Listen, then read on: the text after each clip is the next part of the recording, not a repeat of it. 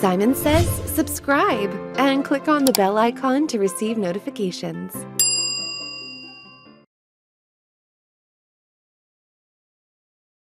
All right, so a bit of a change of pace today. As I said, normally we focus on Excel. Today, we're switching it up, doing something a little bit different. We're going to talk through 10 tips for better Outlook email management.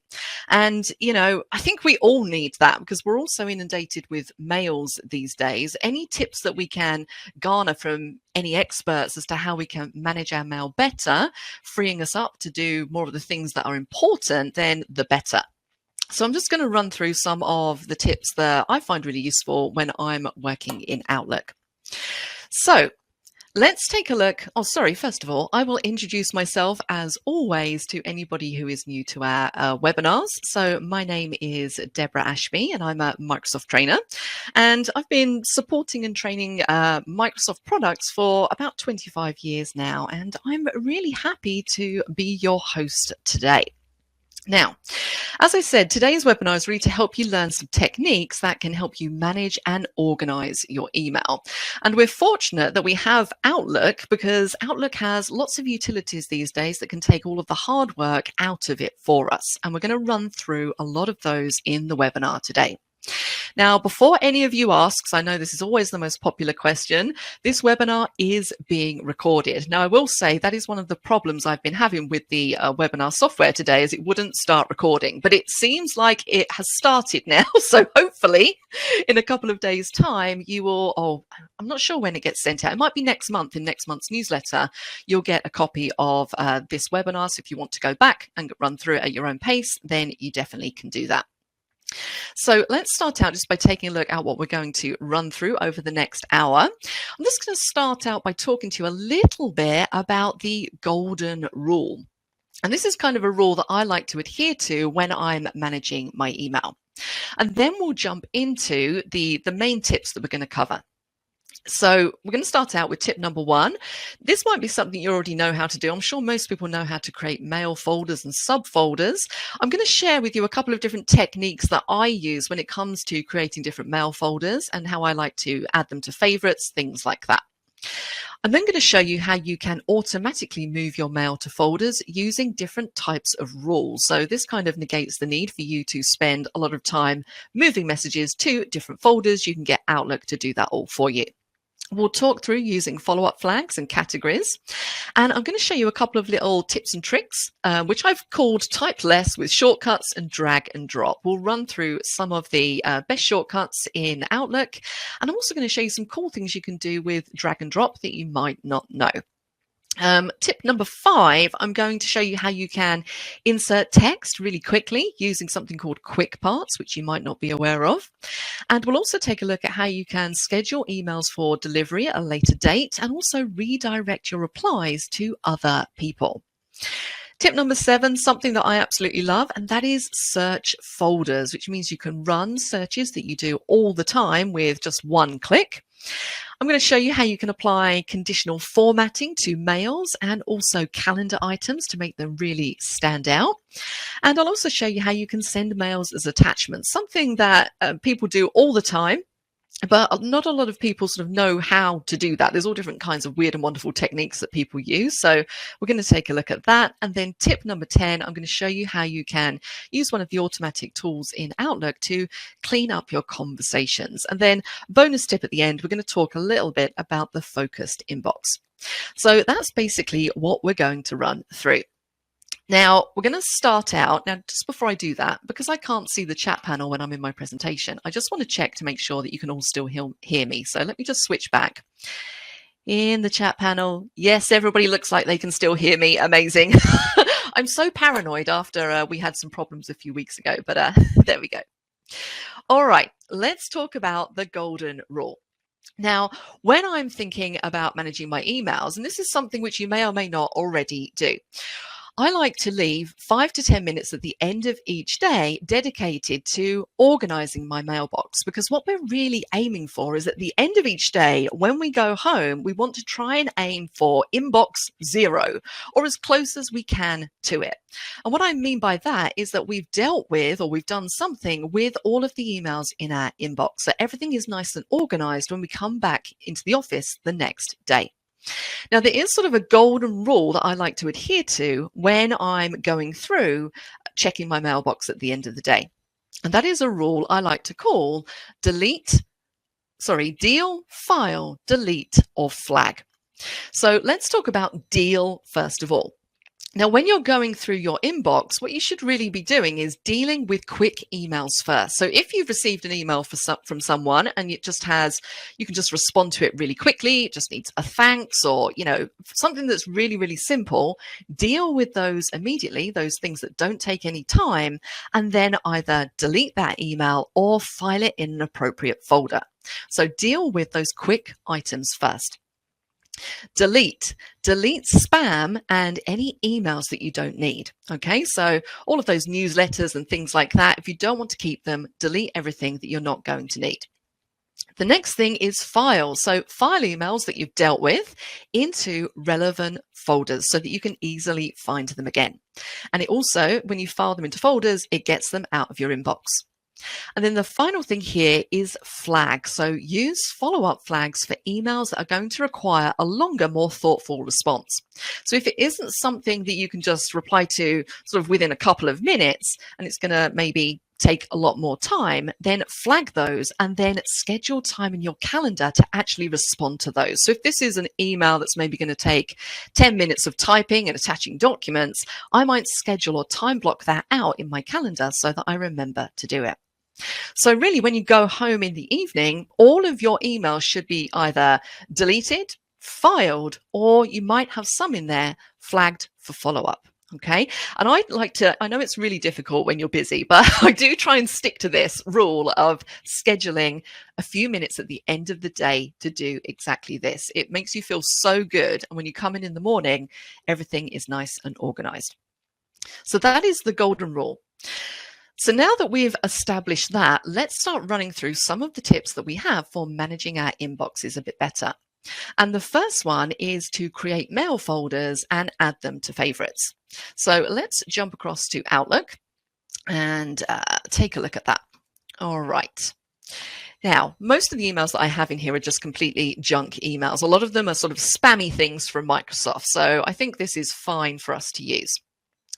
Now, I think most of us who have an Outlook account are probably very familiar with creating mail folders.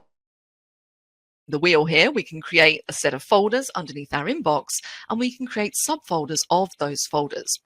Now, a couple of different ways you can do that. If you're not sure, you can right click on your inbox and you have a new folder option just there, or you can jump up to the folder ribbon at the top and you have new folder just there. So I'm just going to create a few. As I said, I'm pretty sure you probably all already know how to do this. So let's just add in one for newsletters. I'm going to add that. We're going to add another one for, what should I call this? Clients. And we'll add another one for marketing. Now, underneath my clients folder, I'm going to create 3 subfolders. So once again, I'm going to right click, new folder, and it's going to give me a subfolder. This is for my client, Gramazon. See what I did there? And let's right click again, new folder. We have Sam Sing. And right click, and another folder. This one is called Gaggle. And then I'm just going to add one more subfolder called Viva. Now, something that I like to do with these folders and subfolders, what you'll notice is that Outlook will automatically organize them into alphabetical order. Now, if you have a very specific order that you want those folders to be in, all I do is I add a number to the front of them. And I always do this in my Outlook account. I have all of my subfolders numbered effectively so that I can control the order that they appear. So I might want to rename the Gramazon folder. Let's go to rename. And just add on the front of it a 1, something like that, which means it's going to be at the top of the list. And I can do exactly the same to reorder the rest of these. So I'm going to rename this one. We're just going to put 2, so on and so forth. So that is a good tip for controlling the order that your folders appear in your list. Now, when you are moving mail to your folders, again, this is something we should all be doing. It's a simple case of dragging and dropping. So we just need to click, drag, drop onto a folder. Again, most people probably know that, not rocket science. But what if you want to make a copy? Maybe you want to leave a copy of an email in your inbox, but you also want to copy it to a folder. Well, that is where you can hold down the control key, drag and drop to a folder, and it's going to leave it in the inbox, but it's also going to put a copy of it into your folder as well. Okay, so don't forget that you can copy as well as move your mails around. So a couple of tips there when it comes to folders. I recommend setting up folders for all your different clients or whatever it is that you want. Set them up, file your emails appropriately. Now, once we do have a set of folders, this is when we can start doing things like automatically moving mails to folders using rules. And this is something that I really like to do because it saves me a lot of hassle. It means that I'm not having to manually move mails to specific folders. I can get Outlook to just process them all for me. And we do this by setting up rules on our account.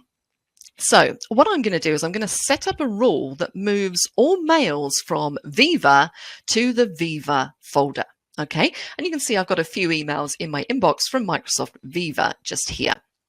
So let's click on File, and you'll see underneath here we have a button that says Manage Rules and Alerts. So let's click this and we can create ourselves a brand new rule. Now, there's lots of different rules that you can create. It doesn't necessarily have to be rules from a certain sender going to a certain folder. We can do all different kinds of things. So maybe I want to flag certain messages automatically for follow-up. Maybe I want to move messages with specific words in them to a folder.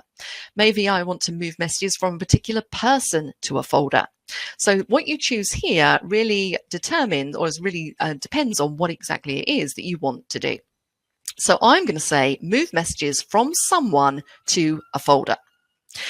Now, right at the bottom here, we have step 2. So this is where we can edit the rule or description. So it says apply this rule once this message has arrived from people or public group. So this is where we can go through and we can add in who the message is from. So when this message comes in from this specific sender, it's going to file it automatically to a folder. Now I'm just going to click in the from area and I'm going to do this from, I think it's Viva dash, it's just a junk email, no reply at Microsoft.com and click on OK.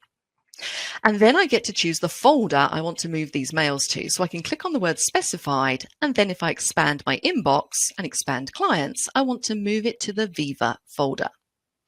Click on OK. Click on next. You can select more conditions if you want to. This is all I want it to do. So I'm just going to click next again. And you can also add in things like exceptions as well, which I'm not going to do. We're just going to click on finish.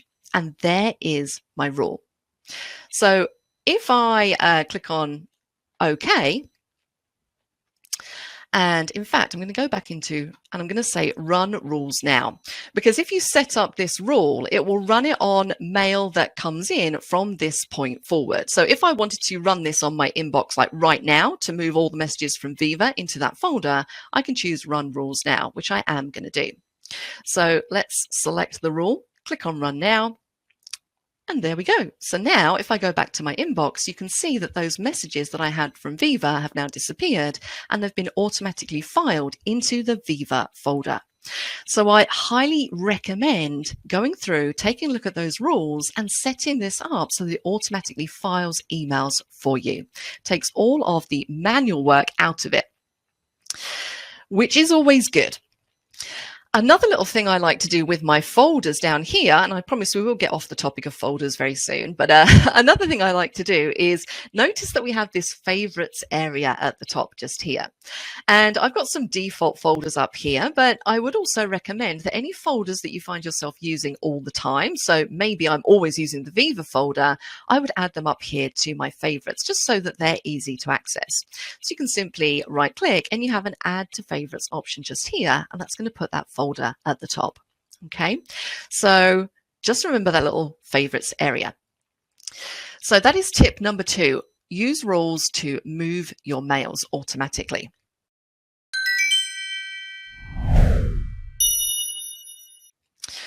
Now, another thing that is super useful when you are trying to organize mail in your email account is using follow-up flags and categories. And if you remember at the beginning when I was talking about the golden rule, the last thing I said was flag emails for follow-up that are going to take a bit more of a thoughtful response, something that's going to take a little bit longer.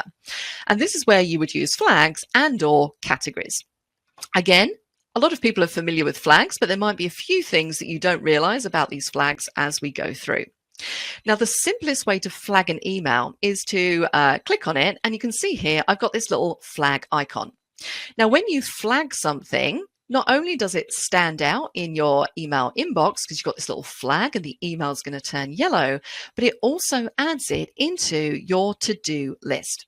So another part of Outlook that you have access to is your task list, I should say. And if I hover over mine at the side here, you can see right at the bottom, it says your Trello account. That's the one that I just flagged. So it goes into your task list as an item that is for you to do, all right, which is really, really helpful. Now, another way that you can flag items other than clicking on the flag just there is you can go to the home ribbon and you have a little tags group just here. And underneath follow-up, this is where you can select what type of flag you want to add. When you just click on the flag icon that's on the message, it's just going to apply the default flag. Whereas here you have a choice of other flags. So if I don't need to reply to this email until maybe next week, I could choose this flag just here. And what that's going to do is it's going to allow me to follow this up next week, and I can add in if I want things like reminders. So maybe I want to add a reminder for this. It's going to follow it up in a week's time, and I can choose what time I want that reminder to pop up to remind me to respond to this message. So follow-up flags are really useful. I use them all the time. Now, when you do have flagged items in your list, this is also useful when it comes to searching as well. So if you have a lot of sort of follow-up flags throughout your email list, you can just view all of the emails that are flagged for follow-up. And there are always a few different ways that you can do these things in Microsoft. But if you click up in the search bar at the top, notice you have this little search toolbar come up when your cursor is up here, and you have the option to just search for all flagged items. So if I click on this, it's just going to show me those 2 items that I've flagged. Okay, so really nice and straightforward. So I would highly recommend using flags and reminders. Another thing that you can do is you can use color to categorize or visually group your emails. And you can really do this however you want. Some people like to have time-based categories like today, tomorrow. Other people like to have categories related to their clients, things like that. So once again, if we go to the Home tab and click on the tags drop down, this is where we're going to find our categorize option. Now, what you'll see by default in here is that all of the categories have default names. So just blue, green, orange, purple, so on and so forth. Now, those aren't particularly meaningful. We're probably going to want to rename all of those. So if we go to all categories, this is where we can choose a category and we can rename it. So maybe I want this one to be called, let's say, Project Alpha. Maybe I want the next one to be called Project Beta, so on and so forth. And of course, you can add new ones simply by clicking on the new button. You can add new color category and choose the color that you want assigned to it. You can even add shortcut keys to make it even quicker to assign these color categories to your different mails as well. So that's always a good option to use. So what I can do here is once I click on OK, I can then assign different categories to my emails.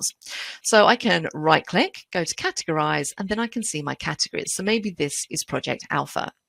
Notice that I get a little blue bar now where we have the email list. And when I open the actual mail, it's going to show me the full title.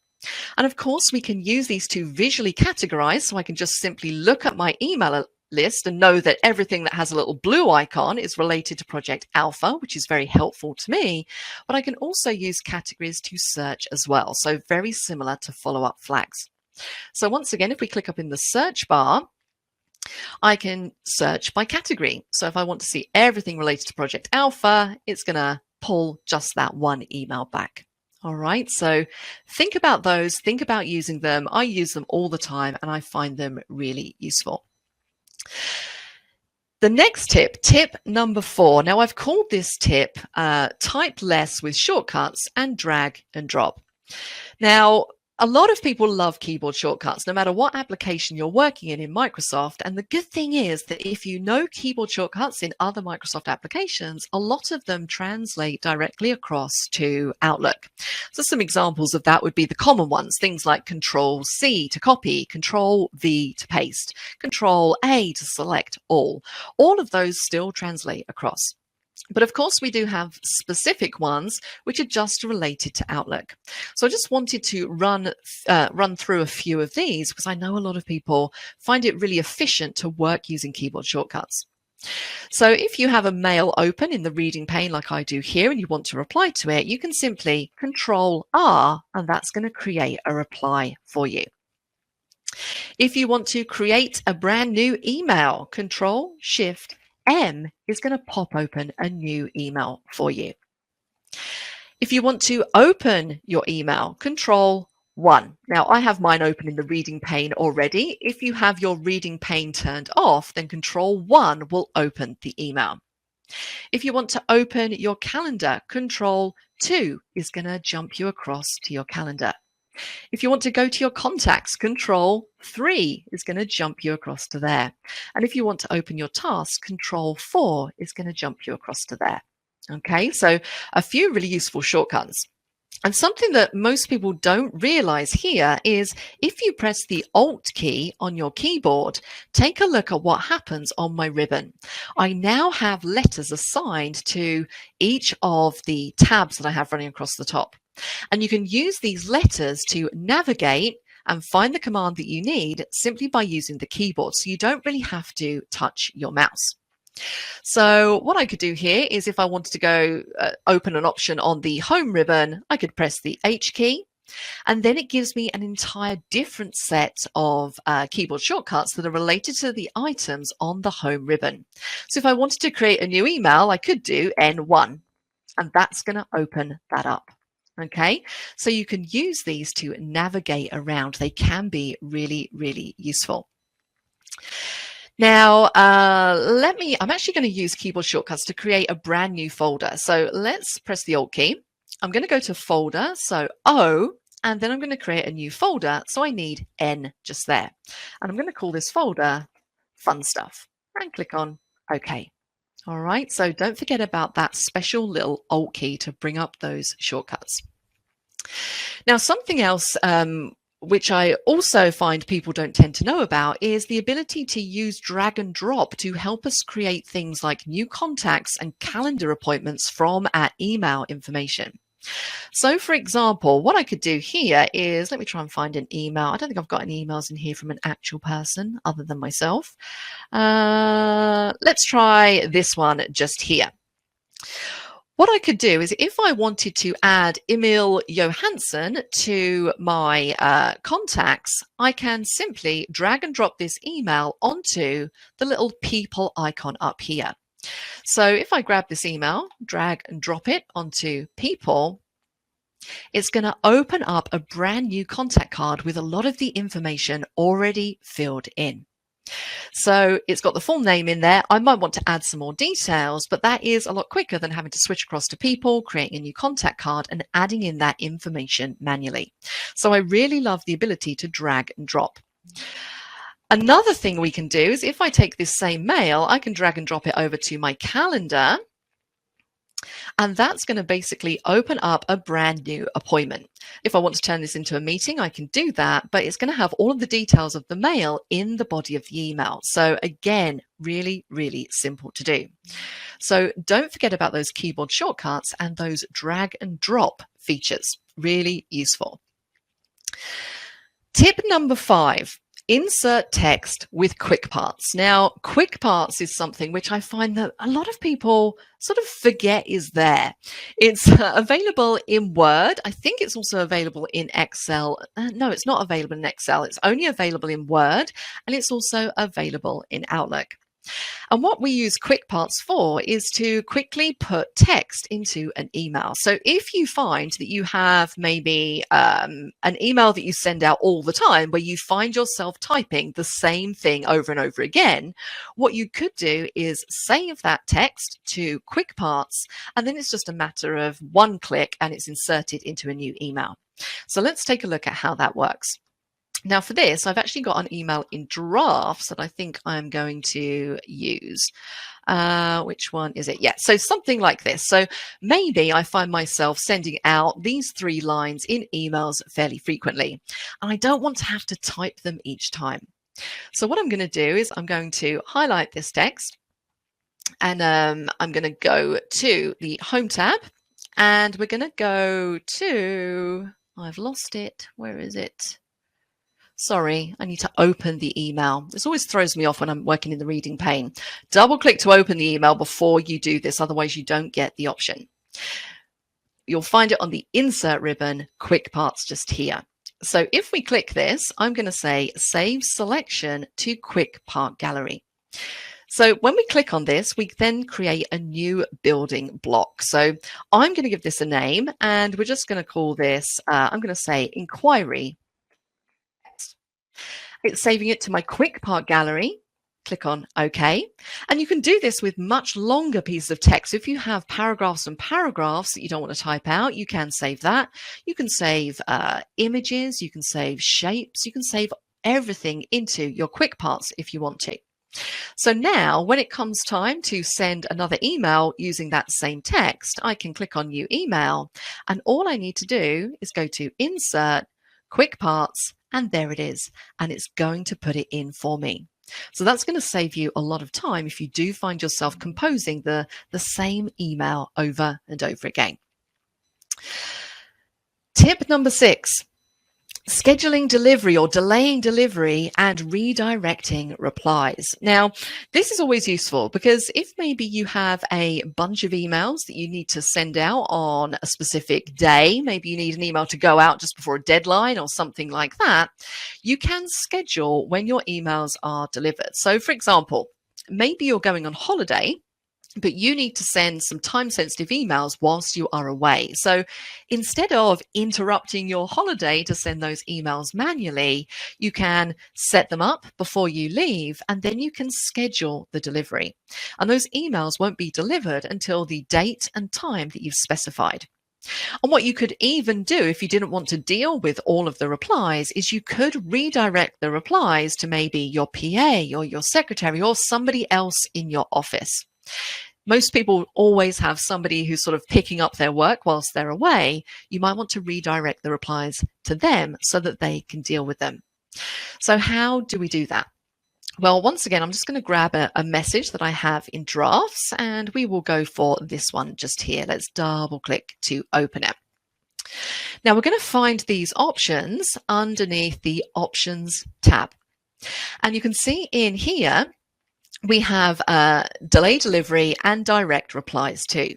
Now, sometimes I like to work in this in the wider screen. So if I click this little diagonal arrow in the corner, that's just going to open up the properties window. I don't know why, I just prefer to work in this window than doing it from here. So right at the bottom, we have our delivery options. So we can have replies sent to a specific person. So this is very simple. You just select it, and then you can add in the person that you want to direct all replies to. Now, currently I have these going to me, but I could go into my address book and I could direct them to Jack Wilkinson, for example. I might not select him because he's not a real person. Oh, there we go. I'm going to remove myself. Like that. And then you can set when you want these to be delivered, or when I want this message to be delivered. So do not deliver before. We can then choose a date, so maybe the 3rd of October, and we can go for, let's say, 2 p.m, something like that. So what happens is when you send this email, and you do still have to send it, I would say, so you must remember to click on send, but it's going to be held on the server until that date and time specified, and then it will be released and be sent to the recipient. Okay, so again, something that I recommend you do before you go away, set up your emails and set them to automatically deliver. Really useful little tip. Tip number 7, this is probably one of my favorite things, and that is search folders. Now, we have briefly looked at using the search in this session so far. So we've seen how we can search for all emails that we have flagged. We've seen how we can search for emails by their category. But every single time that I want to run a search, I need to click up here, and then I need to put in, my options. So I can go in, I can select from, keywords, subject, so on and so forth, if I want to search for emails that have attachments, and then I need to run that search. Now, what I would rather do is set this up as a search folder, because what I find is that there are always certain searches that I perform all the time. So whether I'm searching for, maybe every single day, I like to search for all emails that have attachments. Instead of coming up to the search bar and filling out my options up here, I can set it up as a search folder, which means I can just click on it once and it's going to run that same search. So let's take a look at how this works. Now I'm going to close the search down, because you're going to find your search folders right at the bottom of your long folder list. So mine is right down here underneath RSS feeds. So if we right click on this, we can create a new search folder from here. So let's open it up, and now we can define what we want to search for. So if I wanted to, I could create a search folder that searches for all unread email, or email flagged for follow-up, or email from and to a specific person. Again, this really depends on exactly what you want to search for. One that I do quite like is searching for large emails. This is particularly useful if you're having a problem with your mailbox size. So I remember at companies I used to work at, they used to have quite a low mailbox size, and we were constantly filling up our mailboxes and being asked to delete out our largest mails. So you could set up a search folder that's going to show you all of your largest emails, and you can then choose to delete them or file them or whatever you need to do. So that's also quite good. Now let's set up a couple of these. Now I'm going to do one that just searches for email flagged for follow-up. I'm going to click on OK. And that is it. Now I have for follow-up down here, and when I click on this search folder, it's going to run that search and just show me those search results. Let's right click, do new search folder, and let's do another one. So maybe I want to have a search folder, email with attachments. Click on OK. And now I have another search folder, which is just going to show me all of those emails with attachments. And of course, you can right click and rename these as well. So if you don't like the default name that they've been given, you can definitely go in and rename them. And I just find this really useful. Instead of messing around with the search bar at the top, I just set up my most common searches as a search folder, and then I just have a one-click option to run that search. And you can set up as many of these as you like. So search folders are probably one of my favorite things in Outlook. It's also worth noting, before we leave that topic, if we right click again and go to new search folder, you can also create your own customized search folder. So if you want a search folder that does a more complex search than the items that you can see in here, you can create a customized search folder where you go in and you can choose exactly the criteria that you want. So you can run through and search for specific words in emails, search for who it's from, who it's sent to. You've got even more choices in here. So you can really customize exactly what that search folder is looking for. So search folders, brilliant. I absolutely love them. Now, tip number 8 is to use conditional formatting to highlight important mails and calendar items. So maybe I want emails from a specific person to stand out in my list of emails when they come in. So that might be your manager. Maybe you want an email to really stand out so that you can see it as soon as it comes in and it doesn't get lost in your inbox. Now, we can do this using things like, we can create rules and things like that. But one really quick way of doing this is just to use conditional formatting to change the color of the email so that it really stands out. And you can use this same conditional formatting on your calendar items as well. So let's have a look at how both of these work. Now, to get to conditional formatting, you need to go up to the View tab. And in the current view group, so this first group just here, we have a View Settings button. So if we click on this, one of the options we have is conditional formatting. Now I'm going to create a new rule. So let's click on the Add button. And I'm going to say, let's, you know what I'm going to do first? Let me just cancel out of there. All of the emails that we moved to the folder Viva, I'm actually going to move those back because I want to use this same email address. So I'm going to move these back, Control A to highlight all of the emails. I'm simply going to drag and drop them back to my inbox. Excellent. Let's go back into View Settings, Conditional Formatting, add a new rule. I'm going to give this a name. Let's call it Viva Emails. And then we can define how we want the font to look. So if we click on font, let's go for something that stands out quite a bit without being too crazy. Let's scroll down. Let's go for that Bernard MT. Why not? And I'm also going to change the color as well. So let's make this something that really stands out. Let's go for a red. So that's how the font is going to look. Let's click on OK. And then we can apply a condition. So we need to tell Outlook which emails we want to apply this formatting to. So if we select the condition, we can do things like search for words, or we can type in who the email is coming from as our condition. So I'm going to say, should we do search for words? Let's do that instead. Search for words in the title. Now, what should I put as my title? I'm going to say the word digest. Now, digest in subject field only. If you wanted it to search for a word in the body of the message, then you would select subject field and message body. I'm just going to search in the subject field only. So let's click on OK. That's my condition. Click on OK again. Click on OK again, and take a look at how that changes. So now every email where we have the word digest, that's my condition, in the title, it's applied that formatting. And those emails really stand out. So you could definitely do that for emails from your manager so that they stand out as well. So I really like conditional formatting. I really like to apply that to my emails, but again, entirely personal preference. Now, we can do a similar thing when it comes to our calendars as well. So if we just jump across very quickly to the calendar, most of the time when you add calendar items in, I mean, you can change the colors here, but you can also conditionally format them. And you do it in pretty much the same way. So if we go up to the View tab again and go into View Settings, we have the same conditional formatting options. I'm going to add a rule, and I'm going to call this lunch meetings. And I can say, okay, where you find an appointment with lunch meetings in the title, I want you to color code it in red.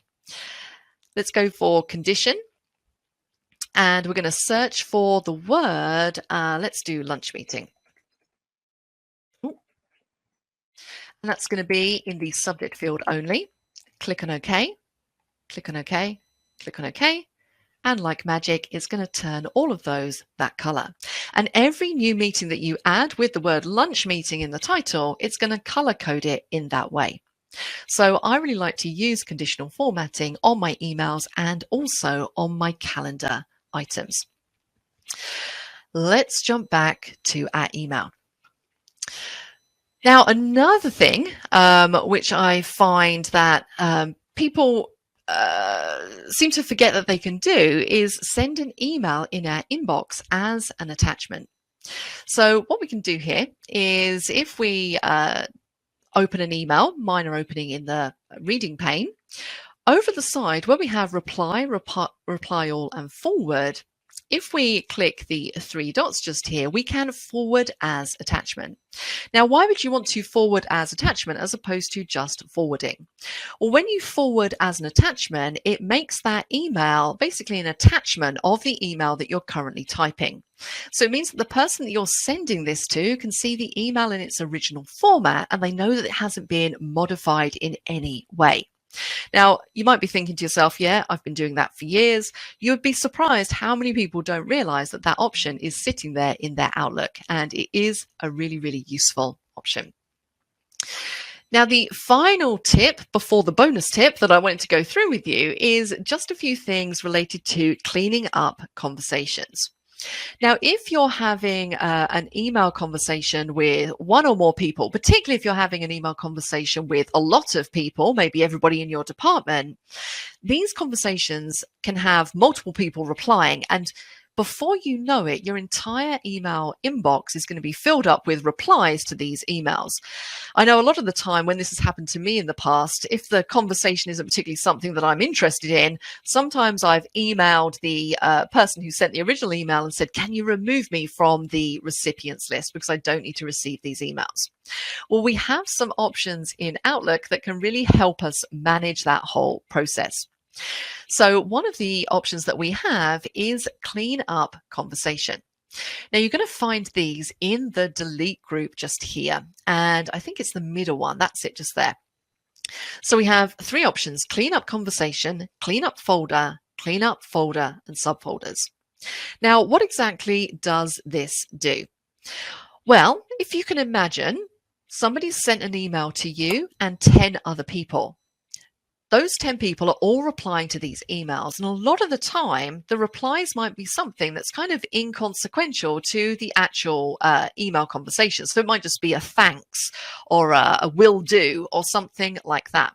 So you end up with an inbox full of emails which just have things like thanks, will do, speak to you soon in them. So what you can do is with this clean up conversation button, when you click it, it's going to take a look at that conversation. It's going to remove all of the emails that contain things in them just like thanks and will do, and only leave you with the email that contains the entire conversation. So it's going to get rid of all the stragglers and just leave you with the entire conversation. And you can apply this to one particular email, that would be the clean up conversation option, or you can apply it to a whole folder in Outlook. So I could click on the Grammarzon folder. I could say clean up folder, and it's going to apply that to all emails in that folder. I could apply it to all my folders and subfolders as well. Now, if we say, I'm going to go back to my inbox and we'll just do a clean up conversation. It's going to say all redundant messages in this conversation will be moved to the deleted items folder. So they don't get deleted permanently. If we clean something up, it's just going to move them across to deleted items. If you want to go back and review them, then you can definitely do that as well. But I really, really love that option. Now, another thing that we have in this same little vein, in this same group up here, is to ignore conversations. So this is a great one. I mentioned that example of sometimes I might say to the original sender of the email, can you take me off the recipients list because I don't need to know about this? Instead of doing that, you can now ignore the conversation. So what this will do is if you find that you've been copied in on an email that has nothing to do with you and you don't want to keep receiving the replies, instead of having to speak to somebody about it, you can simply click ignore conversation, and it's going to move that message and all future replies into the deleted items folder. So that is also another really great option to utilize. So those are two of the options that I like when it comes to cleaning up your folders. So those are the 10 tips that I wanted to go through with you. I did promise you a bonus tip at the end, and that is really just the focused inbox. Now, again, this is something which you may like or something which you really, really hate. It's a bit like Marmite, this one. People either love it or hate it. Now, you'll notice that I have in my inbox, I basically have two little inboxes here. I have focused and then I have other. Now, the focused inbox basically uses, I think it uses AI to scan your emails as they come in and determine if those are important emails or if those are junk emails. So things like newsletters, spam, stuff like that. And it will automatically sort your emails into these two different folders. So you should find all of your real emails, your important emails will come into focused, and all of the spammy type stuff will come into other. Now, some people love this. They love having Microsoft sort out their emails for them. Other people really hate it and just prefer to have everything in a big, long inbox. So you might be in one group or the other. If you want to turn this option off or on, depending on if you have it on currently or not, you're going to find it on the View tab, and it's this option just here. So mine's currently turned on. If I click to turn it off, it just goes back to all and unread at the top here. So just remember that your focused inbox is there to help you separate your important emails from all of the junk. So that is my final little tip just there.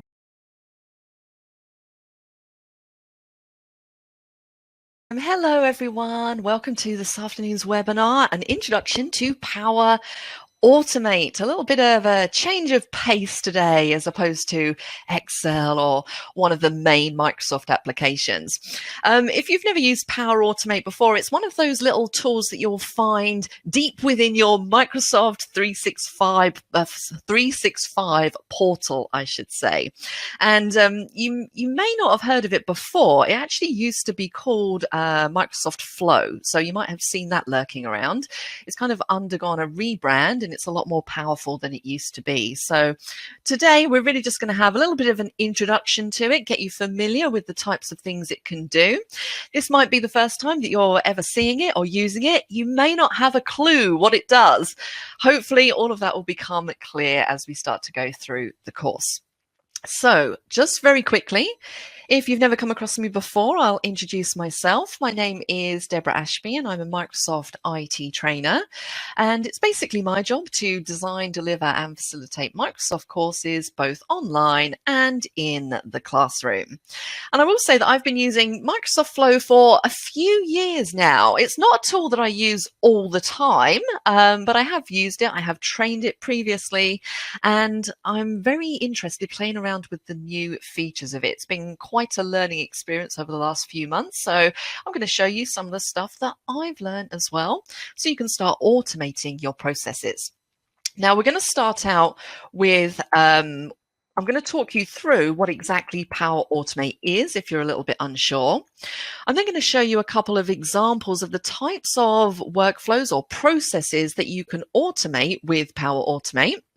I'll show you how you can access Power Automate, because you can access it online, and there is also a desktop version of Power Automate that you can download and install on your PC if you would prefer. I'm going to show you the interface, and we're going to take a quick whiz around there so you're familiar. It's quite a straightforward interface and nothing too scary there. I'm then going to talk you through the different types of flow. So there are a few different types of flow that you can create. Once we've done that and we have an understanding, I'm going to go through and I'm going to show you some of the different ways that you can create different types of flows. So we're going to take a look at creating flows from a template first of all.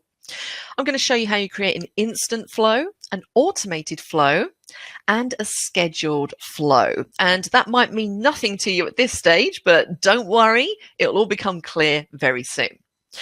I'm then going to show you how you can create a flow from scratch and use things like dynamic content fields. And then the final thing we're going to do is we're going to create a document approval flow. Now, I will say there is a lot more to Power Automate than what I'm going to show you today. This is really just an introduction to the application. If you think to yourself, this is something that I'm going to use, then it might be worth having a little bit of a further investigation, or maybe checking out the course that we're putting together and see some of those more advanced features. So with all that said, what is Power Automate? Well, Power Automate helps us automate and streamline our business processes by creating workflows.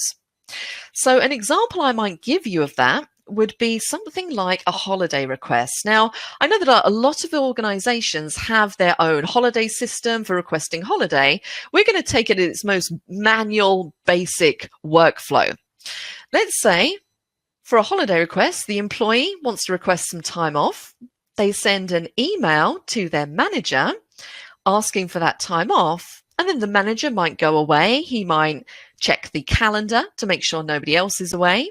He might check to see if he's got resources available, and he might have to reassign some of your tasks for the period that you're away.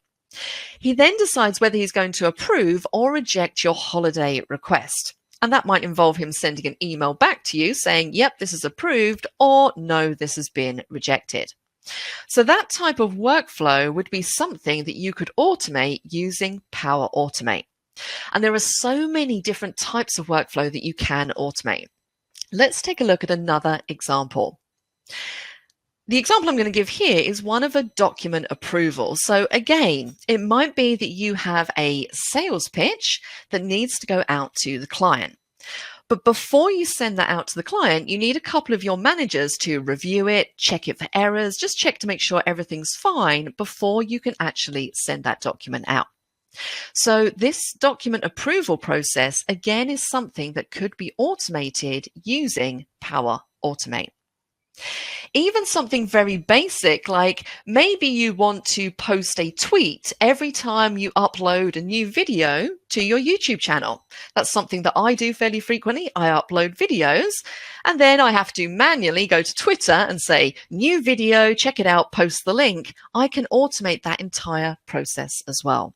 Okay, so these are the types of things, and you'll see when we get into it, there are so many different flows that you can automate and so many different applications that you can connect to. So you don't even have to connect to Microsoft applications. You might want to connect to something like Salesforce as part of your flow, or maybe Slack, or maybe some other application like Trello, for example.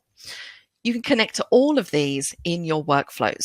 So it's a really powerful application. And if you hadn't had a look at it, we're going to take a look at it right now. Now, when we are creating our workflows, there are a few different types that we can create. And we're going to focus mainly on 3 of them today. There are 5 in total, but we're going to leave the last 2. They're a little bit more advanced. So we're going to take a look at instant workflows. And this is a flow that is triggered by a button click. So it's triggered by the user. So we set up the workflow, and in order for that flow to run, you have to click a button to get that to trigger. The second type of workflow is an automated flow, and this is a flow that's triggered by an event. So maybe that event is the upload of a video to YouTube. Maybe that is the trigger, and then the action is that the tweet will post automatically. Or maybe you upload a file to a folder and that sends an email. That's an example of an automated workflow. The third type is a scheduled flow, and that is a flow that is triggered by a date and a time. So maybe you want something specific to happen at a specific date and time. So maybe I set up a flow that posts a message in a Teams channel every Friday at 5 p.m. I could set up a flow like that, and it's triggered by a date and a time. So those are the 3 that we're going to look at in the session today. And I have put the last 2 on there, desktop and UI. Those are something I would definitely have a little look at and do a little bit more research about. Or as I said, you can wait for the course that we have coming out. So we're going to focus on those first 3. Now, when you are creating flows, they can be very, very simple, or they can be a lot more complex. And you can set up workflows that use things like logic and conditions and loops and all things like that. So it really depends how complicated you want to get. So with all that said, let's come out of here and let's jump across into, I'm going to switch across to just a browser. Now, we're going to talk about how you access Power Automate first of all, and this is through your Microsoft 365 subscription. So you do have to have a subscription. I do believe now that Power Automate has been made available to even people who have the most basic subscription package. It did only used to be available to business users, but I think they've sorted that out now. So you should have Power Automate if you have a Microsoft 365 subscription. So you're going to need to go to office.com, log in with your Microsoft credentials. Once you get to this portal, let's click the app launcher, and there we have Power Automate in the list. So let's load it up. And there we go. So this is your hub where everything happens in Power Automate. We have that menu running down the left-hand side with all of the different things that we can do. And then in the middle here, this is kind of our home page, so we can search for videos, things like that, if we want a little bit of help and we want some tutorial videos. Now, the main parts that we're going to concentrate on in this menu on the side, I want to draw your attention first of all to where it says My Flows. Now, this is where every time you create a flow, it's going to log it in here. And you can see that I already have a few different flows listed. So these are ones that I've already set up. So when you create a flow, My Flows is where you're going to find it. Underneath that, we have the Create button. So if you want to create a flow, you can see at the top here, we could start from a blank and we can choose Automated Cloud Flow, Instant, Scheduled, and then we have that Desktop Flow and the Business Process Flow as well. So it really depends what type of flow you want to create. We could also start from a template, and this is going to be the first example that we use. We're going to use a template, and these are basically already set up for you. The connectors are already there between the applications, and it shows you common flows that you might want to create. They're all divided down into different categories. You can see them running across the top, and there are absolutely hundreds of them. For example, let's take a look at this one here. We have a flow that says save Outlook email attachments to your OneDrive. So if that's something you do all the time, every time you receive an email that has attachments, maybe you download that file and then upload it to OneDrive, you could create a flow that does that all for you. That's just one example. There are hundreds. And you can see as we go through all of the different applications that you can use as essentially what we call connectors in Power Automate. On that subject, right underneath templates in that left-hand menu, we have connectors. And this is really where you can see all of the different applications that you can connect to run your flows. And as I said, you're not just limited to Microsoft. We've got Google applications in there. We have things like Slack. We have Salesforce, so many different things. So it makes it a really powerful tool because you can connect to pretty much anything.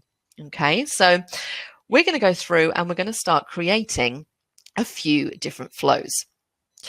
So let's go back to templates. And the first thing we're going to do here is we're going to use a template to create a flow. And we're going to create an instant flow first of all. Now, if you remember from the beginning of this session, an instant flow is a flow that we trigger as the user by clicking on a button. So essentially, this is a manual flow. We have to physically click a button before that flow will run. So let's take a look at these different templates. And I'm actually going to search for one. Now I'm going to use the button category up here. And you'll see all of the different templates that require somebody to click a button. And I think I'm going to narrow this search down a little bit. I'm going to say, let's say I want to click a button to email a note. And there we go. So I now get all of the templates which match exactly what I want to do. And I have this one just here. You'll see that it says instant in the bottom left-hand corner. So I know that this is a manual flow. Click a button to email a note. That's exactly what I want to do. So let's click to select this template. Now what you'll see on this screen is basically it's going to show you the applications that you're going to need to connect to in order for this flow to work correctly. Now you'll see underneath it says this flow will connect to mail. And I have a green tick next to that, and that is exactly what you want. The thing with these is you have to be logged in to every application that the flow needs in order to run. So if we're creating a flow that involves OneDrive, then I would need to make sure that I'm connected to OneDrive, logged into OneDrive with my credentials. And you can see underneath here if you're logged in or not by this green tick.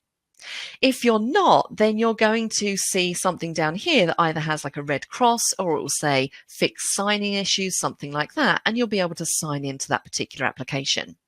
So make sure that everything down here that you need to connect to has a green tick. That's the first tip. I can see that I just need to be connected to mail, which I am. I'm going to click Create Flow. And this takes me into the details for this flow. So you can see at the top here, the name, it says click a button to email a note. I then have the description. I'm the owner. The status is on, and then I get some information about when this flow was created, modified. The type is instant. I can see the connections that I need to make this flow run, and it's just mail. I'm the owner, and then if I've shared this flow with anyone, I would see that listed underneath here. Now, one really important area of this screen is the 28-day run history.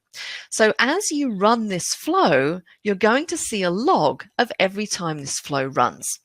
You can go into the flow, you can see whether it was successful or if it failed, where it failed, things like that. Okay, so currently our 28-day run history is empty because we haven't run this flow yet.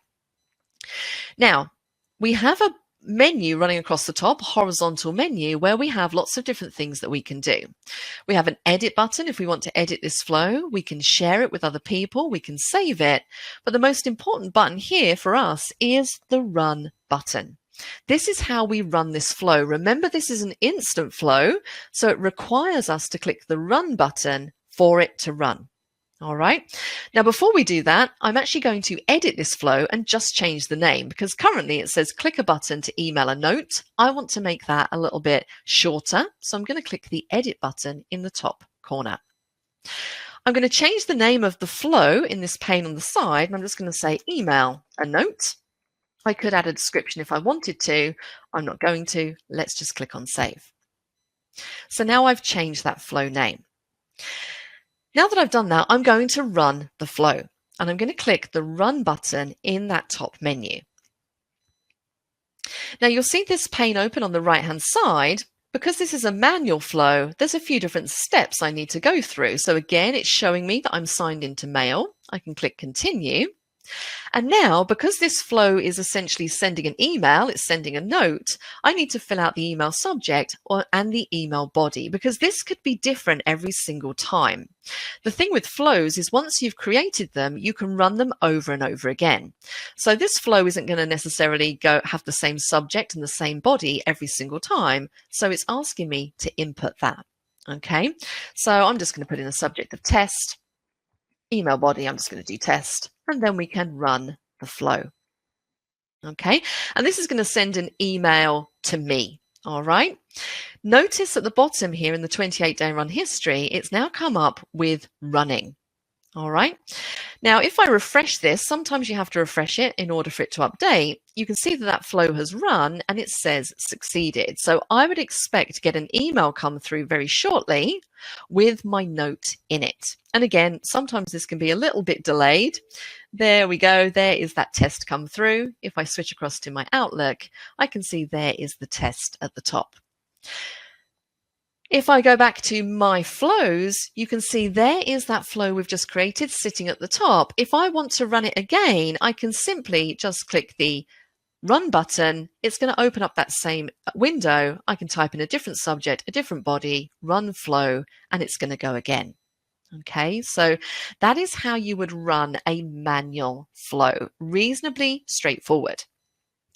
Now, I just want to jump back into this flow that we've just done, but instead of clicking on it, I'm going to click the pencil icon just to edit it, because this takes you in and it shows you the different steps of this flow. And one thing you have to remember is that every flow has a trigger and an action. So here, the flow is manually triggered by me clicking the run button. And if I click on this, you can see exactly what it has in here.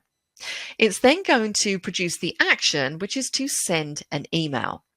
And it's defining the email fields by using what we call dynamic content. And I'm going to talk a little bit more about this a bit later on. Okay, so when I click the run button, it pops open a window that asks me for the email subject and the email body. Once I've input those, it then sends the email according to these pieces of dynamic content. Okay, and the email was going to me in this instance. So that is how you can kind of look at the flow.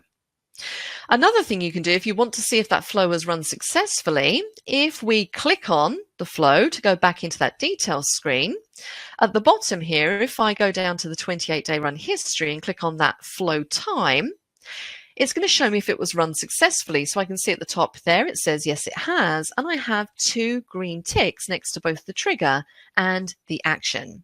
If this had failed for some reason, I'd have a cross here and I'd be able to investigate why that flow has failed. Okay, so that is the first example of a flow, an instant flow, and we created it from a template. Let's now move on to talking about automated flows. So these are a little bit different by the way that they are triggered by an event. So they're not necessarily triggered by a button click, they are triggered by some kind of action. So maybe that action is the upload of a file to a specific folder. So the example that we're going to use is I want to receive a notification when a file is uploaded to OneDrive.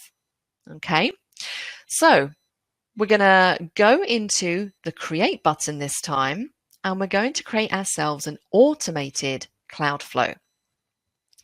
So now I go through this little wizard. I can choose my flow name. So I'm just going to say File Upload. And I can now choose my flows trigger. Now I could go through and select it from here. I'm actually going to skip this step because I much prefer to define my triggers and my actions from this page. It's just a little bit easier to see. So you can see underneath, I'm now in my list of triggers. So these are all of the things that can kick off this workflow. I then need to provide an action after the trigger. So the trigger is going to be the upload of a file to OneDrive. So when I'm looking for this particular trigger, I'm going to search for all my OneDrive connectors. And you can see now listed out are all of those different connectors. So I'm going to scroll through and I'm going to say when a file is created. So let's select this one. This is going to be my trigger. So when a file is created in OneDrive, I can then choose the folder. So let's click the folder icon. And it starts out with root. That's like your home directory. Now, if I click the arrow, it's going to show me all of the folders that I have in OneDrive. So I'm going to choose Documents. So my trigger for this flow is when I upload a file to the Documents folder in OneDrive, what do I then want this flow to do? Well, I want this flow to send me a notification. That is the action from the trigger. So I'm going to click New Step underneath and notice now that it's showing me the different actions. I can search for the action that I want, again, using the search bar at the top here. So I want to receive a notification. So I'm going to search for notification. You can see it brings up everything that matches what I've searched for. And I'm going to say, yes, send me an email notification. I can then define what I want in the subject and in the body. So in the subject, I want it to say, let's say, new file uploaded to Documents. And the body, I can have whatever I like. I'm just going to put test in there as this is a training session. I'm happy with that. Let's click on Save. So that is my flow. It's a very simple, straightforward flow. Just 2 steps, a trigger and an action. Notice that now I've saved this. Just above, it says your flow is ready to go. We recommend that you test it. And if you notice on the right-hand side, I have a flow checker up here. And I would always recommend that when you have built a flow or created one from a template, that you click on flow checker just to make sure you don't have any errors or warnings prior to running your flow. It looks like we're good over here, so I'm going to close this down and I'm going to do a test. So let's click on test. I then get a choice of testing manually or automatically. Now I'm going to test manually and click on test. And what Power Automate is going to do, it takes a few seconds for it to do this, but it's going to start to run that flow in the background. So it's constantly going to be checking to see if a new file has been uploaded to OneDrive.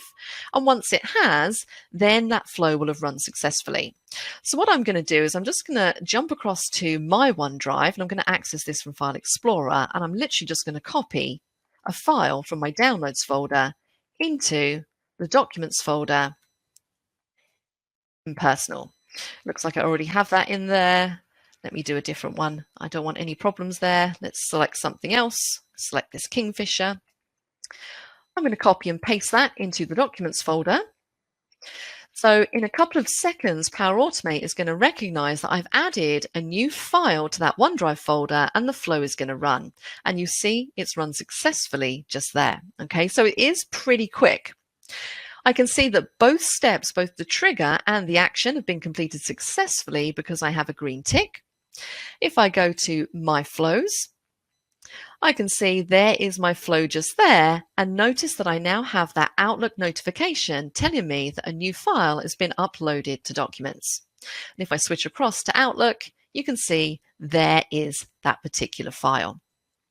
So that is an automated workflow. And remember, with these ones here, automated ones, you don't have to run. Again, if we click on the file, or click on the flow, I should say, the difference between automated flows and instant flows is that automated flows don't have a run button in this menu at the top because they're constantly running in the background, checking for files that have been uploaded and things like that. With a manual or instant workflow, you have a run button because you manually trigger it. Okay, I hope that makes sense. Let's go back to My Flows. Oh, before we move on to the next one, another thing that's worth noting is if we go back into our automated flow, if you want to turn the flow off, you do have a turn off button just here. So it might be that you want to stop receiving notifications every time a document is uploaded to OneDrive. Maybe that starts to get a bit annoying, particularly if there's a lot of them. You can choose to turn off the workflow to essentially suspend that and then toggle it back on if you want to turn it back on again. Okay, so reasonably straightforward. So we've seen an instant flow, we've seen an automated flow. Let's now take a look at a scheduled flow. So we're going to click on Create, and from here we have a scheduled Cloudflow option. So let's click. Now remember, with scheduled flows, these are flows that are triggered by a date or a time. So the example that we're going to set up here is I want to post a message every Friday at 5 p.m. in the social committee channel wishing everyone a good weekend. So my flow name, let's call this, I'm just going to call it Post a Message in Teams. And then I can specify when I want to run this flow. Now, in order for you to be able to see this, maybe it'd be better if I ran it in a couple of minutes. So let's say I'm going to run this. It's 6:59 p.m. now. I'm going to set this to run at 7:05 so you can see it in action. So it's going to start today. And let's take a look. Let's scroll through. We're going to set this to run at, we don't have a 7:05. I'm going to do 7:15. That will be good enough. Now, maybe if this is something that I want to post a message every week, I want it to repeat, not every minute, but every week. And this is a bit strange because it looks like it's selected all of these days. But if I only want it to run, let's say, every Thursday at this time, I need to deselect everything else, which is a little bit strange. So you can see now underneath it says this flow will run on Thursday every week at 7:15 p.m. Let's click on Create. So now you can see when it creates this flow, the first trigger that it's already put in there for you is the recurrence. So this is basically the schedule. So the only step we need to add to this particular flow is what we want it to do at that particular time. And what I want it to do, the action, is I want it to post a message in a channel in Teams that basically says, "Have a great weekend, everybody," something like that. So what I can do here is I can search for all the connectors that I have from Microsoft Teams, and I can scroll through and take a look at one that matches what I want to do. So I want to post in a channel. And I can see, there we go, post message in a chat or channel.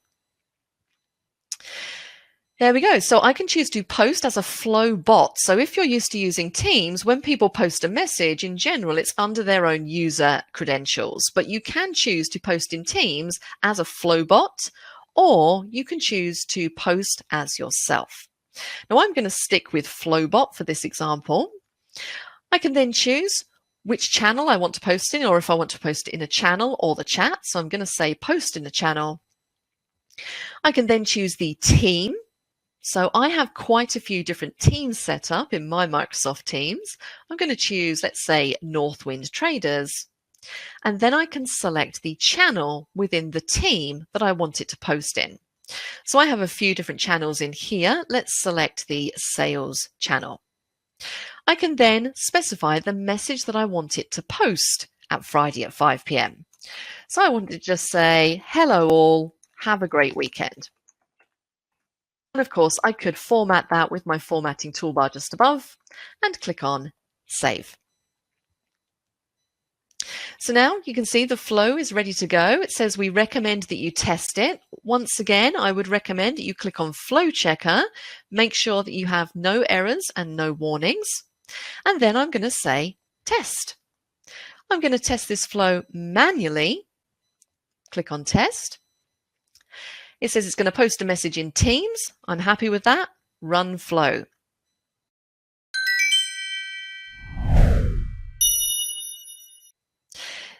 Again, that is going to run, and hopefully we should see very soon a message post in Teams that says, hello all, have a great weekend.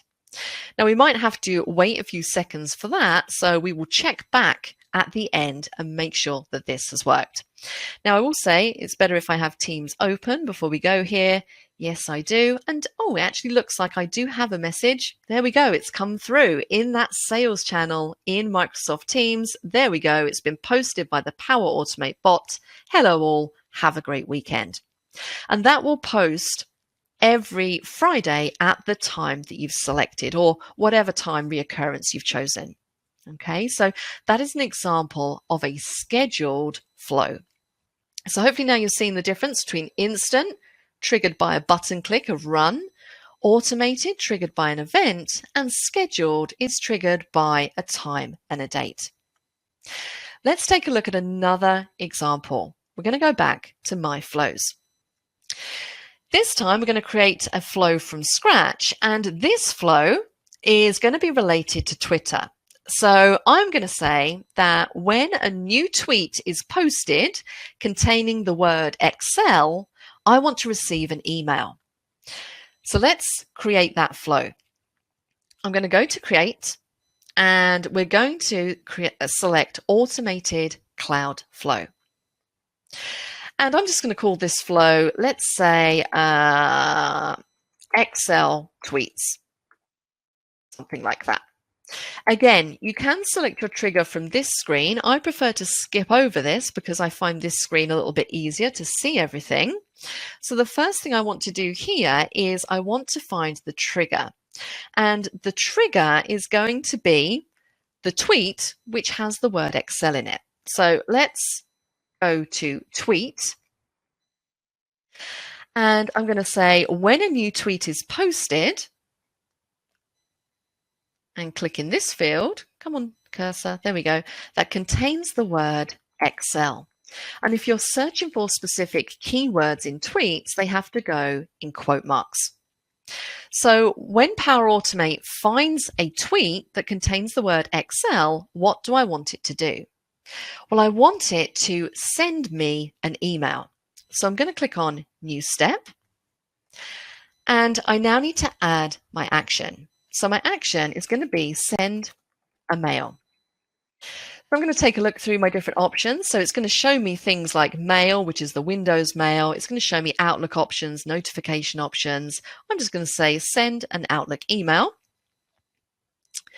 And then I can specify who that email needs to go to. So I want the email to come to me. So I'm going to type in my email address. And what do I want that email to say? Now, this is where we can start maybe incorporating dynamic content into the body of our email. So maybe I want the subject to say, when I click in this field, notice that when I click here, I get this dynamic content pane pop open on the right-hand side. So the way to look at these is if you've ever used anything like mail merge fields in Word, they're a little bit similar. So they allow you to pick out pieces of content that are going to be useful to you and incorporate them into your email. So I know that when I receive this email, ideally, I want to see who tweeted or who posted the tweet, maybe the location, maybe the time of the tweet, and what that tweet actually says. So I can get that information by using dynamic content, and it's going to pull through for every single person who tweets about Excel. So in the subject, what should we have in the subject? I'm going to say new tweet by, and then I'm going to use one of my dynamic content fields. So new tweet by, and I'm going to grab the name of the user who has posted the tweet, and I can add that field into the subject. What do I want it to say in the body? Well, maybe I want a little bit more information. So maybe I want to have the, let's say, the location of the tweet. I'm going to use the location piece of dynamic content. Maybe I want to see when the tweet was created. Let's scroll through and take a look at what content that we have here. This one here, created at, which is the time at which that tweet was posted. Hit enter. Maybe I want to see the screen name. So screen name is different from the name of the user. So your screen name is essentially their username. So I'm going to say username. Let's add this one. And then I also want to see the actual tweet. So I'm going to say description. What is that tweet? Let's find tweet text just there.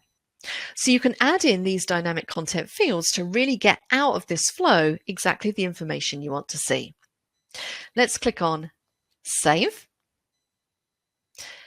My flow's been saved. Let's click on Flow Checker. I've got no errors and no warnings.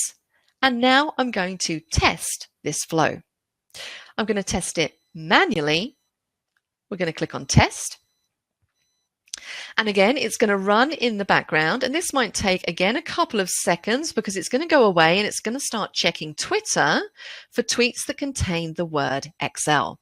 Now, I can see that it's found one because the flow has come up that it's run successfully. So I would now expect to start getting some email messages through with all of these tweets. And people do tweet about Excel fairly frequently. So I'm probably going to get quite a few come through very shortly. I can see them coming through now. So here we have quite a few. And if we just take a look at one of them, you can see that information that's being picked up by those dynamic fields. So you can see the title contains their username. We've got the location, when it was created, and then we have the description of that tweet. And these are going to carry on coming in. As we know, Excel is a very popular topic to tweet about. This is one of those cases where this can get a little bit annoying after a while, and you might want to just turn that flow off for a little bit. So I'm going to go to My Flows. I'm going to go back into this flow, and I'm just going to turn that off so we don't keep getting those messages come through. Okay. Hopefully that makes sense. We've seen a few different examples there of the different types of flow that we can create. Now, another flow I'm going to show you is one related to document approval. So I talked about this example at the beginning.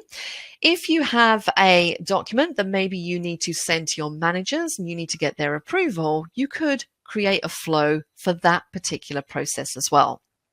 So again, the example that I'm going to use here is that every time a file is uploaded to a specific folder in SharePoint, I want to kick off the approval workflow. So let's see how we would do that. Now, I'm going to need to open SharePoint to do this. So I'm going to go back to my app launcher and I'm going to click on SharePoint. I should have opened that in a new window, shouldn't I? Let's reopen Power Automate in a new tab.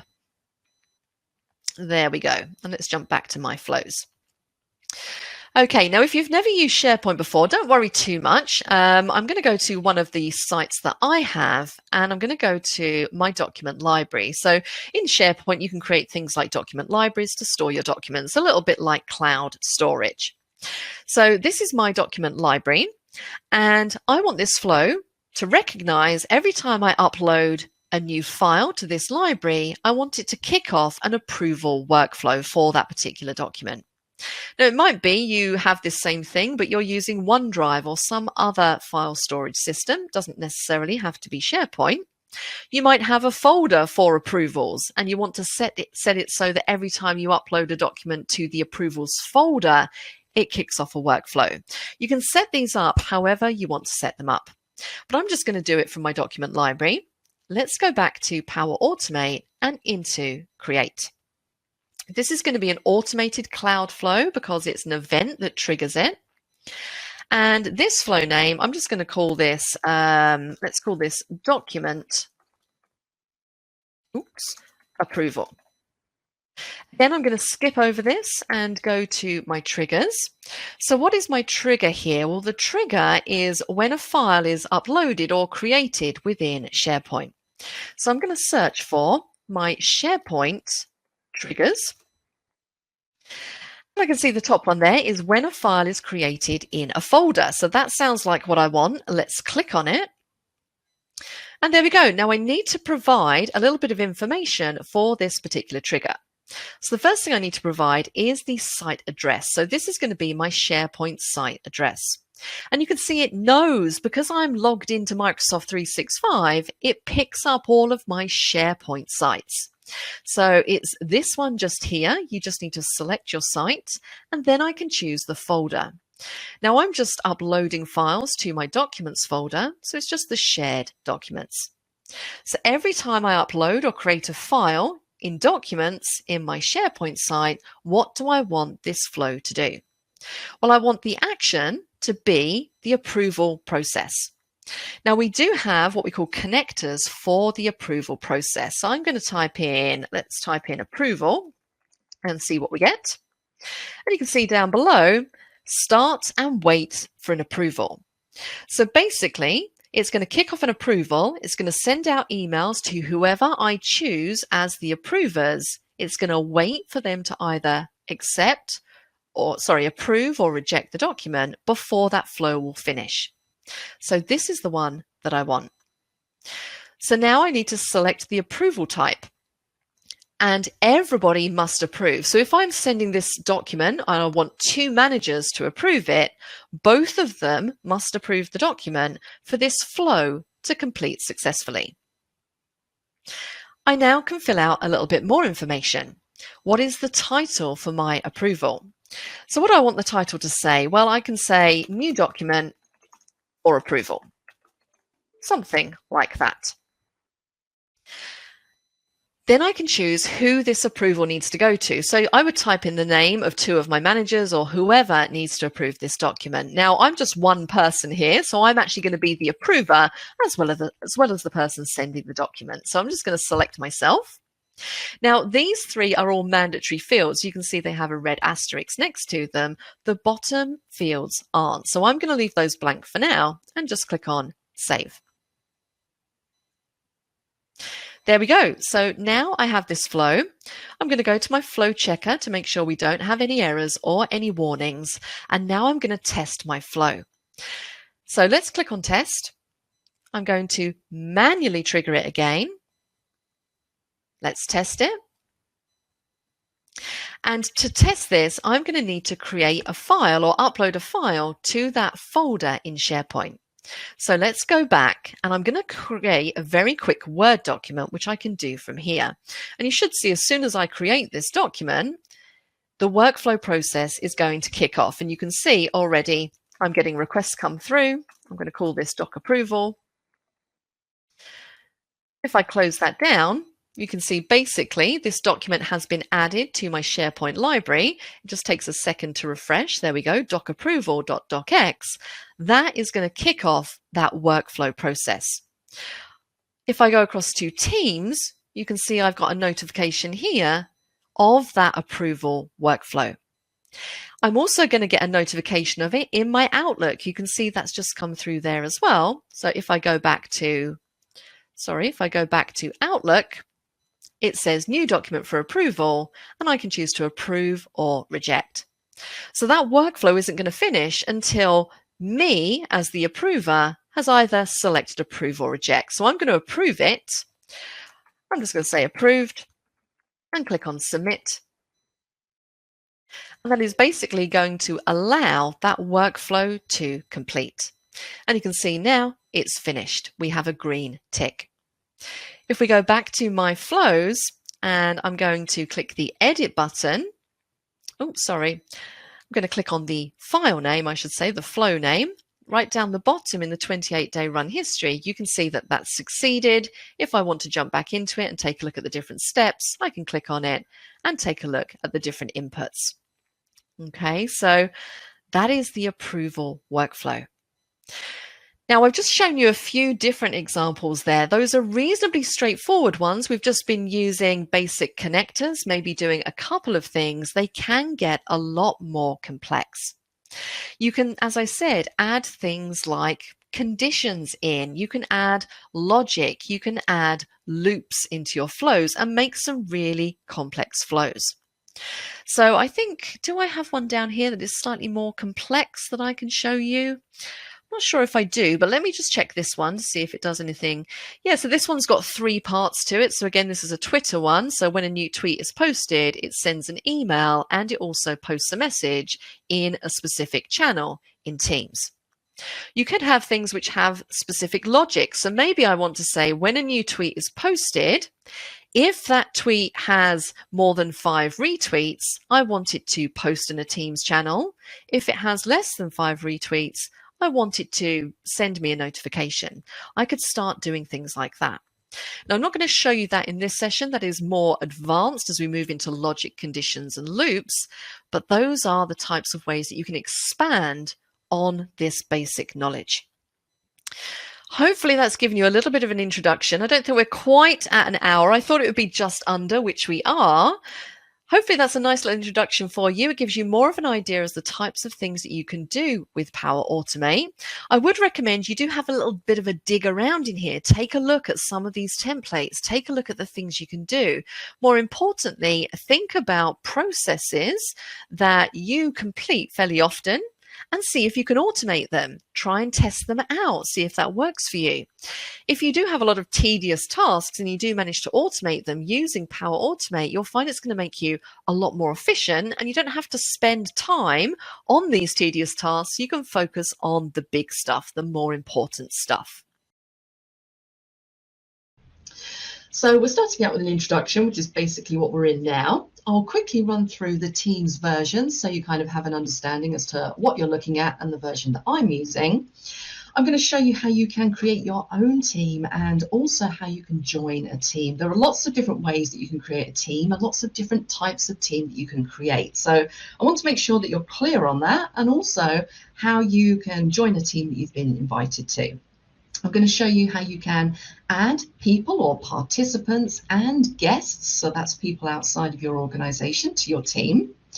We're going to talk about team channels and channel tabs. We'll do a little bit of work on conversations. I'm not going to linger too long on conversations because I think most of us are reasonably familiar with how to have conversations. We've all been doing it for years now, but we will take a brief look at that. We'll talk about how we can use mentions and tags to really target our messages towards specific people and specific groups. I'll show you how you can post an announcement, so an important message across multiple channels at the same time. And then we'll jump into a bit of work on those on-demand and scheduled audio and video meetings. And I'm hoping that when we do this, the sound works okay, because effectively what I'll be doing here is a video meeting inside a video meeting, because we're on a video meeting at the moment. So hopefully the sound will be good when we do that. I'm going to show you all of the functionality when you're in meetings so you understand what you're looking at. There is a lot of functionality. And I'm going to show you how to do things like share your screen and window, a little bit like what I'm doing now with you. We're going to take a look at one of the newer features. So I'm going to show you whiteboards in your Teams meetings and how you can use those to brainstorm different ideas. And I'm also going to introduce you to another 2 newer features in Teams, breakout rooms. I'll explain more what those are when we get to them, and also together mode. We'll talk a little bit about how you can share documents and co-author documents with your team members and do things like create wiki pages and add different apps to Teams. And then if we get time at the end, we'll quickly run through approval requests and also a little bit on user settings as well. So hopefully that's what you're expecting from this webinar today. As always, I'll try and pack in as much as I can. So let's talk about the different versions of Teams. So I'm going to come out of my presentation. Let's jump back into Teams. All right. Now, when it comes to Teams, there are a few different ways that you can access it. So if you have a Microsoft 365 account, then you will have access to Teams. And there are different levels of access to Teams. For example, there is a free version of Teams for home users and also business users. So that doesn't have quite as much functionality as some of the other versions, but you can use it for free. The version that I'm going to be using is the desktop version. There is also a browser version. Now, currently up on the screen, this is the desktop version, but I'm quickly going to show you. If we go to, I'm just going to go to my Microsoft 365 hub, shall we say. If you log into your Microsoft 365 account and click the app launcher in the corner, you should find Teams in there. And if we click on this, it's going to open the online version of Teams. So if you're using that in the session today, that's absolutely fine. It is pretty much the same as the desktop version that I'm using. I think there's a couple more pieces of functionality in the desktop version. If you want to download the desktop version, and you have the online version that I'm in now, you can simply click on the three dots in the top corner and you can download the desktop app. And what that will give you is just the desktop app, which you can then pin to your taskbar and open it from there. So it's really up to you which version you want to use. Both should work throughout this session. All right, let's take a quick whistle-stop tour of what we're looking at here. Again, we might have various different skill levels on the call today. Some people who are reasonably familiar with Teams, maybe you've never used it before. Now, really, the thing that you need to pay most attention to is this navigation menu that we have running down the left-hand side. So where I have activity, chat, Teams, things like that. This is where all of the action happens.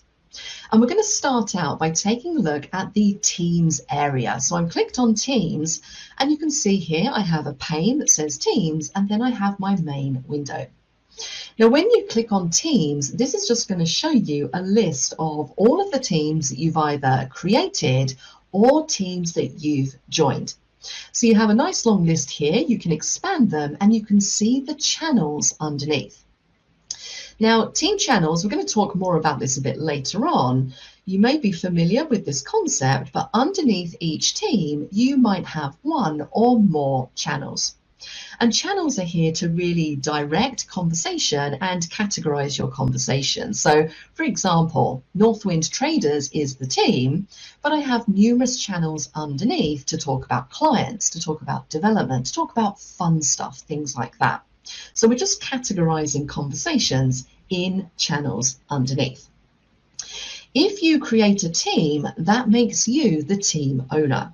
And as a team owner, you have a lot more permissions, shall I say, than maybe just team members. For example, all of these teams I've created, I can click on the three dots and I can do things like delete the team. Now, if you're not a team owner, then you're not going to see this in that drop-down menu. Okay, so just remember, if you create the team, you're the team owner, you'll be able to do things like delete the team, delete team members, archive the team, things like that. You have additional functionality. Now let's take a look at creating a team from scratch, because what you're seeing here are basically teams that I've already created or teams that I've joined. So I'm going to collapse these up and just very quickly run you through the process of creating a new team. And your team might be your team for your organization, or you might have a team for just your department, or you might have a team for people who go out together for lunch on Fridays, something like that. You can really create teams for whatever you like. Now, what you'll notice is at the bottom of your teams list, you have a little link here, join or create a team. And if we click on this, the first button you're going to see here is Create Team. So if we click this button, we then get a few different ways that we can create a brand new team. We can create a team from scratch, we can create a team from a group or an existing team, or we can create a team from a template.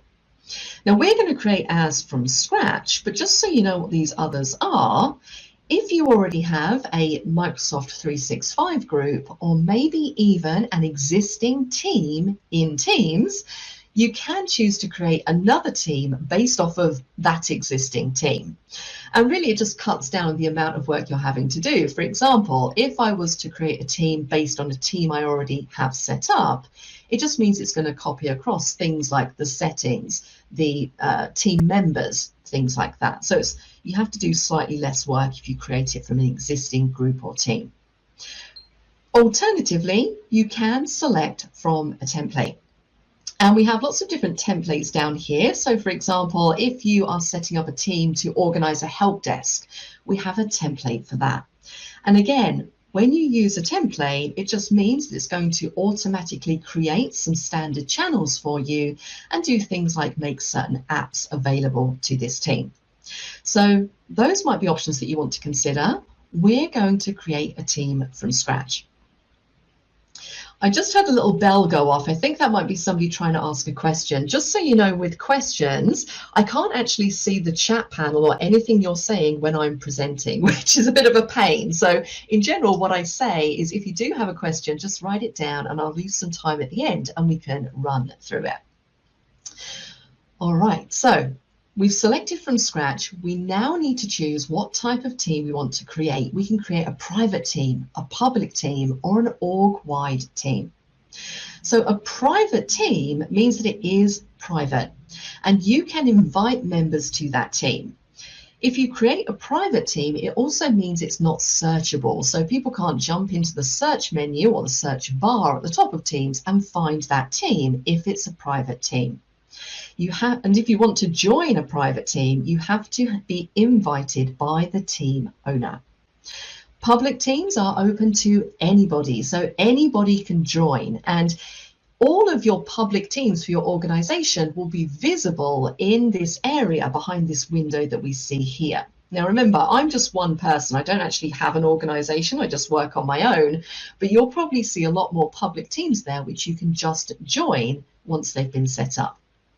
And then an org-wide team is a team that is set up and you are automatically joined to that team. So everybody in the organization is automatically a member of a team that is created using the org-wide permissions. Okay, so that's the difference between these three. Now we're going to create a public team. So let's select it. And then we can simply give our team a name. So I'm just going to say Simon Says It. And I would recommend that you give your team a description. I'm not going to, just to save a little bit of time. And then we simply click on Create. Oh dear, it's having problems creating that team. Maybe because I already did that one earlier. Let me try that again. I hope we're not going to have problems today. Let me call this, I'm just going to call this Deb's team. Let's click on Create. Come on, teams, there we go. It's probably because I used that name earlier in a test and then deleted it.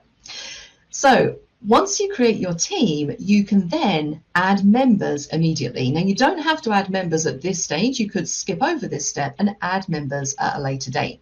But if you do want to add members at this stage, you can simply start typing in your team members' names. Now, if they're part of your organization, you can just type their name and Teams will recognize them. So you can just select them from the list. So I've got a few fake people set up here. These are not real people. I'm going to add these 4 guys to my team. And then I'm going to click on the Add button. So they're now all part of my team as members. If I wanted to promote any of them to team owner, I could do that at this stage as well. So team owners will have the same permissions as me. They can do things like archive and delete, okay?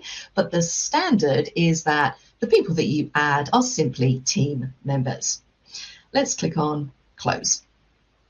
So now I have all of those people part of my team, and we can now see the team over in the Teams list. Now, what you'll notice is that by default, Teams has created a general channel for me, and this is a default channel that every team you create will have. You can't rename it, it's always going to be there, but this is really just for general discussion within the team. Notice that once you've created your team, you have these three little dots, and this is going to open up a menu where you can do various different things with your team. For example, we can manage the team, we can add more channels, we can add more members. So if I hadn't added any members at the point of creation, I could then jump in here, go to add member, and it's going to pop open that little window again. Now, just a note about adding people who are outside of your organization. You can add what we call guests into your team, so people who don't work within your organization. The only difference here is that you need to type in their full email address. So if I was adding, let's just add one of my email addresses. There we go. It's going to add as a guest. And click on add. So that will effectively send that person an invite to the team, and they can then join that team. Okay. Now, it is important that if you are going to be adding things like guests and the kind of scenario you might want to add clients or maybe just external people to your team, you do need to make sure that you have guest access turned on in the Teams Admin Center in Microsoft 365. Now, I'm not going to run through that because it is more of a back-end facility, and if you work at an organization, your Teams administrator will probably already have turned that on. If anybody does want to know where that setting is, then please remind me at the end of this session, and I'll just quickly jump into Office 365 and show you where you can enable that setting. So let's click on the three dots again and take a look at Manage Team. So this is where you can come in and you can see all of the people that are members of your team. So there I am, the owner, and then we have the members and the guests listed underneath. We can see their role in that last column, and once again, if we want to modify their permissions, we can change them to owner or back to member from here. We can also add members from here as well. Now notice here we have some tabs running across the top. We can also see what channels we have as part of our team, and currently we only have one channel, the general channel. Now I want to discuss lots of different topics within this team, so I'm probably going to want to add some more channels. Now I can do that from here. I've got a big old add channel button on the right hand side, but I can also do it by clicking on the three dots and simply selecting add channel. So I'm going to add a couple of other channel names. So I'm going to say this one is courses. I'm not going to give it a description. I can choose my privacy. So I can have a standard channel, which everybody on the team has access to, or I could create a private channel and just select specific people to be part of that channel. So if you're not part of a private channel, you won't even see it in your list. So I'm going to choose standard, and I'm going to say yes, automatically show this channel in everyone's channel list. So let's click on add. So very simple to add channels. Now I'm just going to add a couple more. Let's click on add channel again. This one I'm going to call customers. Let's automatically add that one.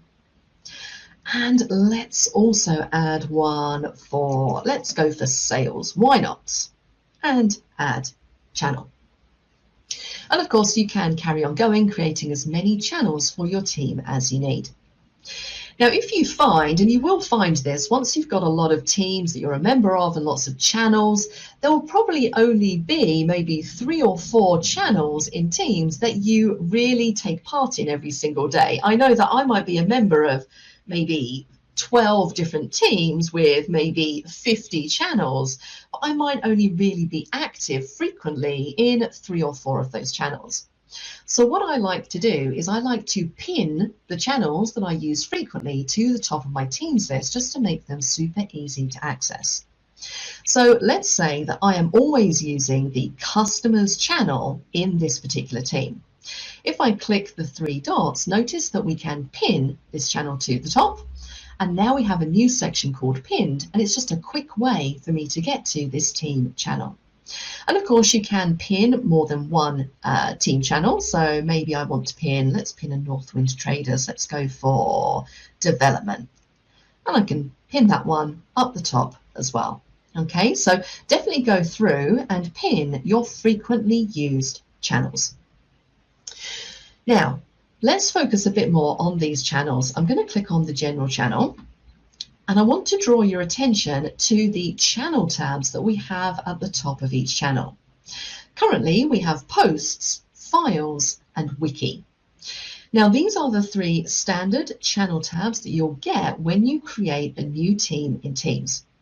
And post is where you have conversations within your team channel. And you'll notice at the bottom here, we have a new conversation button. Now, we're going to have a conversation in a moment. But also notice at the top, with the channel tabs, we have a files tab as well. And this is where you're going to find any files or documents that have been shared within your team channel. So this is a really useful area to go to if you're looking for a document that maybe a colleague shared with you last week in this channel. You're going to be able to find it in this files list. And then the final tab that we have at the top is a wiki tab. Now, we're going to talk a bit more about wikis later on, but effectively, the way I like to think about this is it's kind of like having a web page that everybody within your team can access. So if there is maybe important information that the people in this channel always need to refer to, maybe if it's a marketing team, maybe they always need to refer to brand guidelines or something like that. You could create almost like a permanent web page or a wiki page, as we call it, that displays that information and just makes it really easy for people just to click on wiki to access and see that information. And you can create lots and lots of different wiki pages and rename your wiki pages. So you might have one called brand guidelines. You might have another one which is all about pricing, something like that. Okay, so it can be really useful to have that type of thing in each of your channels as well. All right, so those are the three sort of channel tabs at the top. Remember, you can customize them, which we will look at a little bit later on. Let's just focus very quickly on conversations. Now, as I said at the beginning, we're not going to linger too much on this because I think it's fairly straightforward. This is where we have all of our conversations with our team members. So at the bottom here, we have a new conversation button. If I click it, it's going to open up that little conversation field where we can type a message. Fairly straightforward. Just hit enter to send that through. Notice that we can reply. So effectively, when we get a message, we can reply to that message. So this is what we call a threaded messaging system. And we also have different options underneath that we can select. So we can format our messages, we can attach things, we can add smileys, so on and so forth. Now, if I'm just going to do a new conversation again.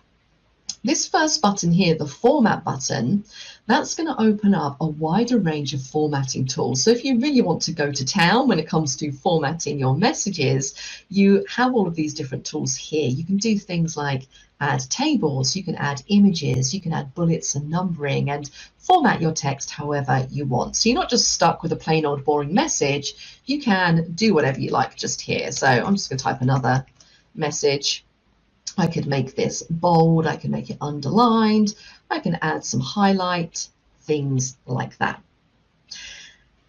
Let's send that through. Now, when you're sending messages, you can either hit enter or you have the little paper plane icon over on the right hand side. That'll do exactly the same thing and it will send that message through.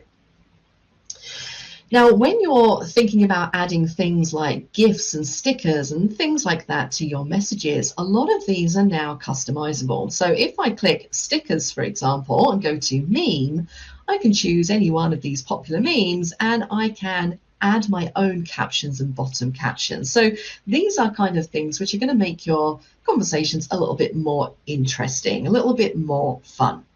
And I've chosen this particular caption because I actually watched the movie that this caption or this image is from last night. So I thought that would be quite interesting to bring up. Okay, so just remember that you can customize some of these memes and GIFs and stickers when you send them through. So let's take a look. Now, what I'm going to do here is, it's sort of a bit awkward when we're trying to demonstrate Teams because I'm just simply one person. So I actually have Teams open on my phone, logged in as a fake person. So if you can just bear with me 1 second, I'm just going to reply to this message so we can demonstrate something else. So let me just reply, and I'm just going to say hi, and we should notice that come in. So that's what it's going to look like when a message comes in. Now, if I wasn't clicked in this channel, if I was clicked in a different team or somewhere else, I would get a notification in my activity feed when I receive a new message. And if we cast our eyes over to the menu on the left-hand side, notice right at the top we have an activity button. And this shows our activity feed, everything that's going on in our teams. So keep your eye on this little bell icon, this activity area at the top. If it's got a little number next to it, it means that you have some new activity within your teams. And this is where you can come to see what that activity is. Okay, so activity log, really, really helpful. Now, something else we can do here, I'm going to reply to Ben. So if I click reply, I'm actually going to attach a file. So notice underneath, we have a little paperclip icon. I can click attach, and then I can choose to attach files from OneDrive. I can upload from my computer, or I can search for other files that are uploaded from Teams.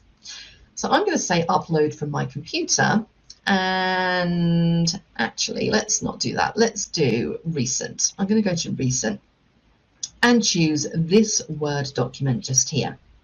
And I'm going to say I want to upload a copy. And once that's uploaded, we can send that through. So it's really simple just to attach documents. Also notice when we do send a document through, we have 3 dots, which is going to allow us to open this document, download the document, copy the link, so on and so forth. Now, when you do share documents in a conversation, remember the Files channel tab at the top. It's going to log that file that you sent through. So if I wanted to quickly get back to this and I couldn't remember which point of the conversation it was in, I can simply jump across to the Files channel tab and I'll be able to find it in there. Okay, so a really nice way to quickly access files that have been sent within the channel. Now let's just go back to posts for one moment. A couple of other little things that you can do with these messages. Notice if I hover over Ben's reply, I get what we call reactions over on the right hand side. So if I want to say that I like this post, or I love it, or I want to laugh, I have a few little reactions that I can register just there. Another thing I can do by clicking on these 3 dots on any single message is I can save messages. So this is a bit like bookmarking messages. So if a team colleague sends through something of particular importance, or maybe something that you want to read later and you don't want it to get lost in the conversations during the day, you can effectively bookmark a message or save the message and read it later. So if I click save this message, that message is now saved and I can go back to it at a later date. Now, when it comes to saved messages, this is one of those things in Teams which I find people hunt around for and really struggle to find where to find all of their saved messages. Well, if you hover your mouse over your profile picture at the top of Teams, when you click it, notice you have a little saved group just here. So if we select saved, it's going to show you all of the messages that you've saved. And there you can see the last one I saved was this message from Ben. Now, it's worth noting that Teams doesn't just simply save that one message, it effectively just bookmarks the part of the conversation so that all the conversation is still there, it just jumps to the correct part of the conversation where you saved the message. Okay? You can also unsave anything. So if you no longer think that you need to refer to this at a later date, you can simply click on this little button just here to unsave this message and remove it from your list. So really, really useful. Let's jump back to, what should we do here? Let's just quickly start a new conversation because I want to talk to you about how you can target messages towards different people and also different groups. Now, if any of you have used applications like Twitter or Instagram or anything like that, then you're probably very well aware of the @reply. And that is the process of putting the @ symbol before somebody's username in order to directly speak to them. Well, the same thing works in Teams, except we call them @mentions instead. So if I wanted to target a specific message towards, let's say, Olivia, what I could do here is type in @ and then I can start to type in her name and it will pick her up in the suggestions. I can select her and then I can type a message to her. So let's say, do you have the sales document? Something like that. And hit enter to send that through. So Olivia will now be notified. Right now, she'll be getting a little notification in her activity feed that I've sent this message directly to her. Okay, so don't forget about @mentions. You can also @mention entire channels and entire teams. So if I wanted to @mention one of the other channels, if I type in general, there we go, it's going to come up. So I can basically target messages towards everybody in the general channel. Okay, so don't forget about those @mentions. It works for people, individuals, and teams to target messages directly towards them. Another thing you can do to target messages towards different groups is you can add something called tags. So maybe I want to create a group of people that are all the team leaders. So the team leaders don't have their own team, they're kind of strewn around across different teams within our organization. But I want to be able to have a way to very quickly send a message to all of the different team leaders. What I could do is I could create a tag called team leaders and I could assign specific people to that tag. So the way that we do this, and there's a couple of ways we can do it, is if we jump back to Teams, click on the 3 dots, notice we have Manage Tags just here. So I'm going to create a brand new tag, and I'm going to give my tag a name. So I'm going to call this Team Leaders. You can give your tag a description, and then we can add people. So maybe Olivia and Ben are both team leaders. I can then create the new tag. You can see there is my tag, and then I can use that in conversations. So if I now go back to my general channel and start a new conversation, I can then @mention the tag. So this time I want to @mention team leaders, and then I can type my message, whatever that might be, and send it through. And that's just going to go to Olivia and Ben.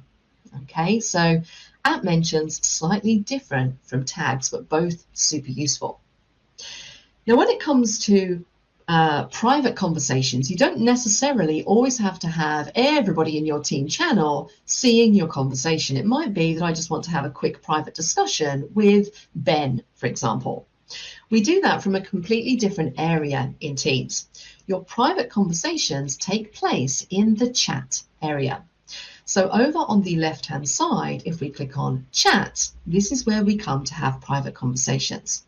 You can see a log of the private conversations that I've had. If I want to create a new one, I can click New Chat or press Control-N. That's going to create a brand new conversation, and at the top here I can just address it to whoever I want to speak to. So I'm going to say I want to have a private conversation with Ben because he hasn't been very well. So I'm going to say, how are you feeling? And just send that through. And again, this works pretty much the same way. We have very similar icons underneath. We can format our messages, we can attach things, we can send them as high importance, so on and so forth. Okay, so just bear that in mind. Chat is for all of your private conversations. All right, let's move on to talking about joining a team, because again, there's a few different ways that you can do this. Now, when it comes to joining a team, it might be that you've received an invite. So if you open up your Outlook and you've got an invite in there, you might have received an invite from a team owner with a link in it. So all you need to do to join that team is simply click on the link if it's a public team, and then you've effectively joined the team that way. Private teams also require an invite from the team owner. So again, you might receive a link which will invite you to a private team. Now, it's worth noting that if you are a team owner and you created a private team and you're inviting people, those people won't be approved automatically as members of your team. You're going to have to manually approve them. And you'll find this if we click on the cog icon where we have Manage Teams towards the bottom. Notice this is where you'll see a list of all of the different teams that you have, but you also have a heading here for pending invites. So if you have created a private team, you've invited people to that team, when they click on the link, that's basically them requesting access to the team, and you'll see the invites there, which you need to go through and approve. Okay, that's only for private teams. Public teams, people will automatically join when they click on the link if you've sent them one. Another way that you can join public teams is if we go into Join or Create a Team at the bottom. Notice here I have a team called Ben's Friday Lunch Club. So this is a public team that my colleague has created, and he's actually added me as a member, but I haven't joined it yet. So I can see this team sitting just there, and I can choose to join it if I want to.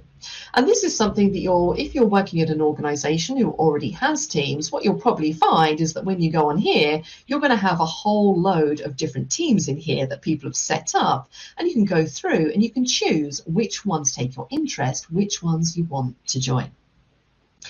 The final way to join a team is to join with a team code. You can see here this second little box. We can enter a code to join a specific team. Now the code is generated by the team owner.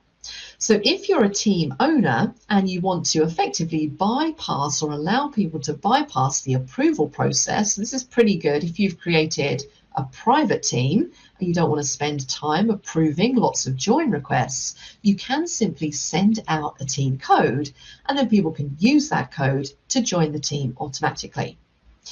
Team codes are generated through the three dots. If we go into Manage Team, underneath Settings, notice here we have a section for team code. And here it says share this code so people can join the team directly. You won't get any join requests.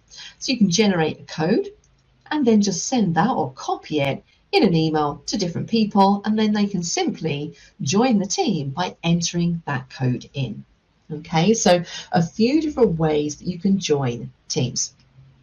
A couple of other things to mention here very quickly. Setting your status. Again, notice at the top of the screen where we have our profile pictures. Notice my status is currently set to available. I can change this to any of these statuses below: busy, do not disturb, be right back, so on and so forth.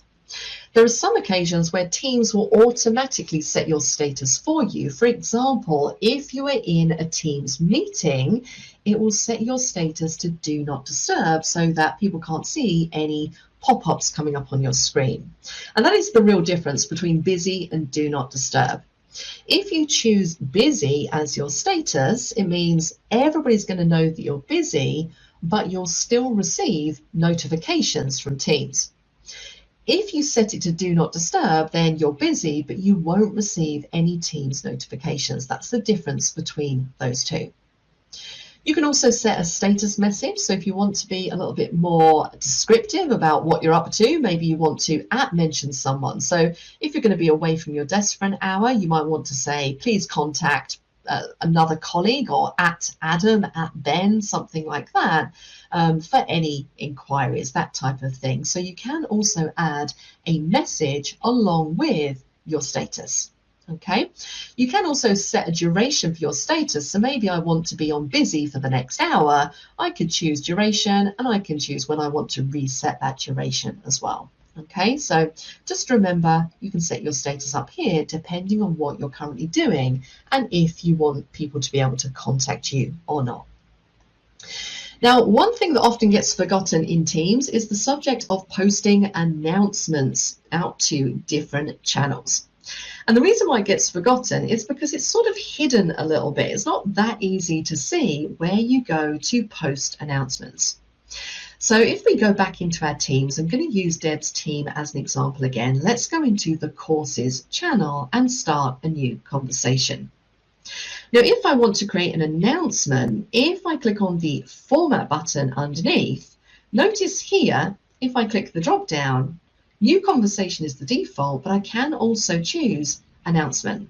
And this gives me a different type of message. So in general, you'd post an announcement for something that's super important, something you want to stand out from the general messages or the general conversations that are happening within your team.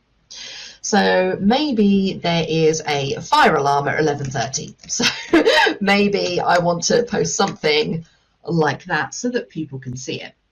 We have lots of different formatting we can do here. We can do things like change the background color. We can even add our own image if we want to. We have all of the different formatting options in our formatting ribbon just here. And we can also choose if everyone can reply or if only moderators can reply. And we can also post it out to multiple channels. So currently, if I was just to send this through, it's only going to go to the channel that I'm in.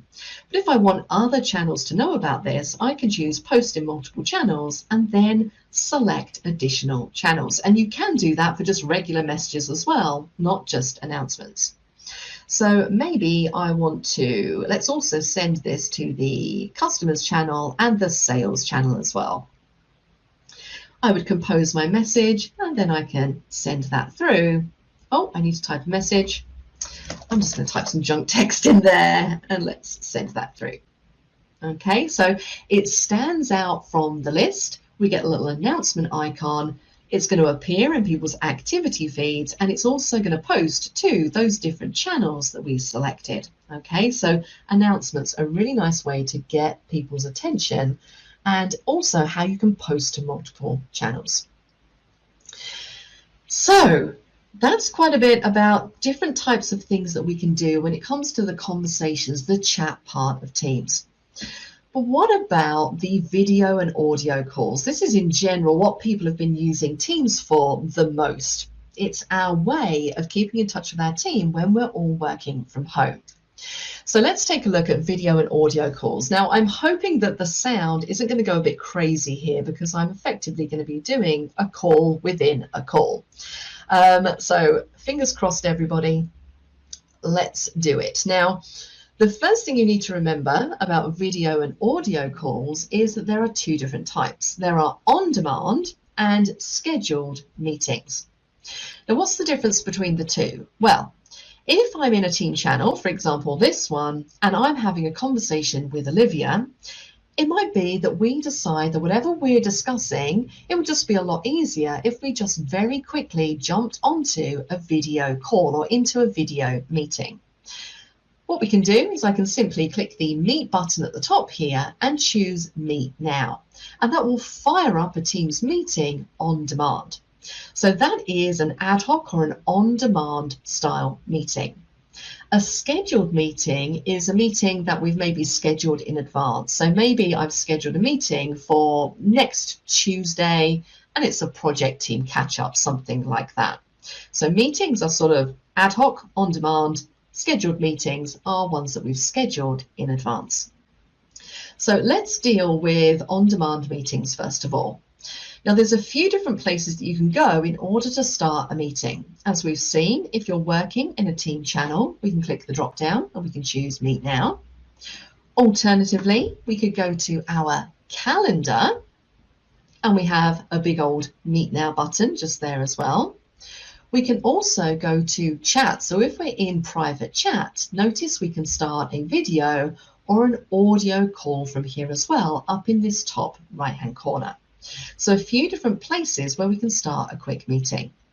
Now I'm going to do it from the team channel. We're going to click the drop down and we're going to choose Meet Now. And this is where you're all going to get a lovely view of my working from home hair, which isn't very pleasant, I'm afraid. Now I'm going to turn my camera on. I've got my webcam hooked up, so let's just turn that on.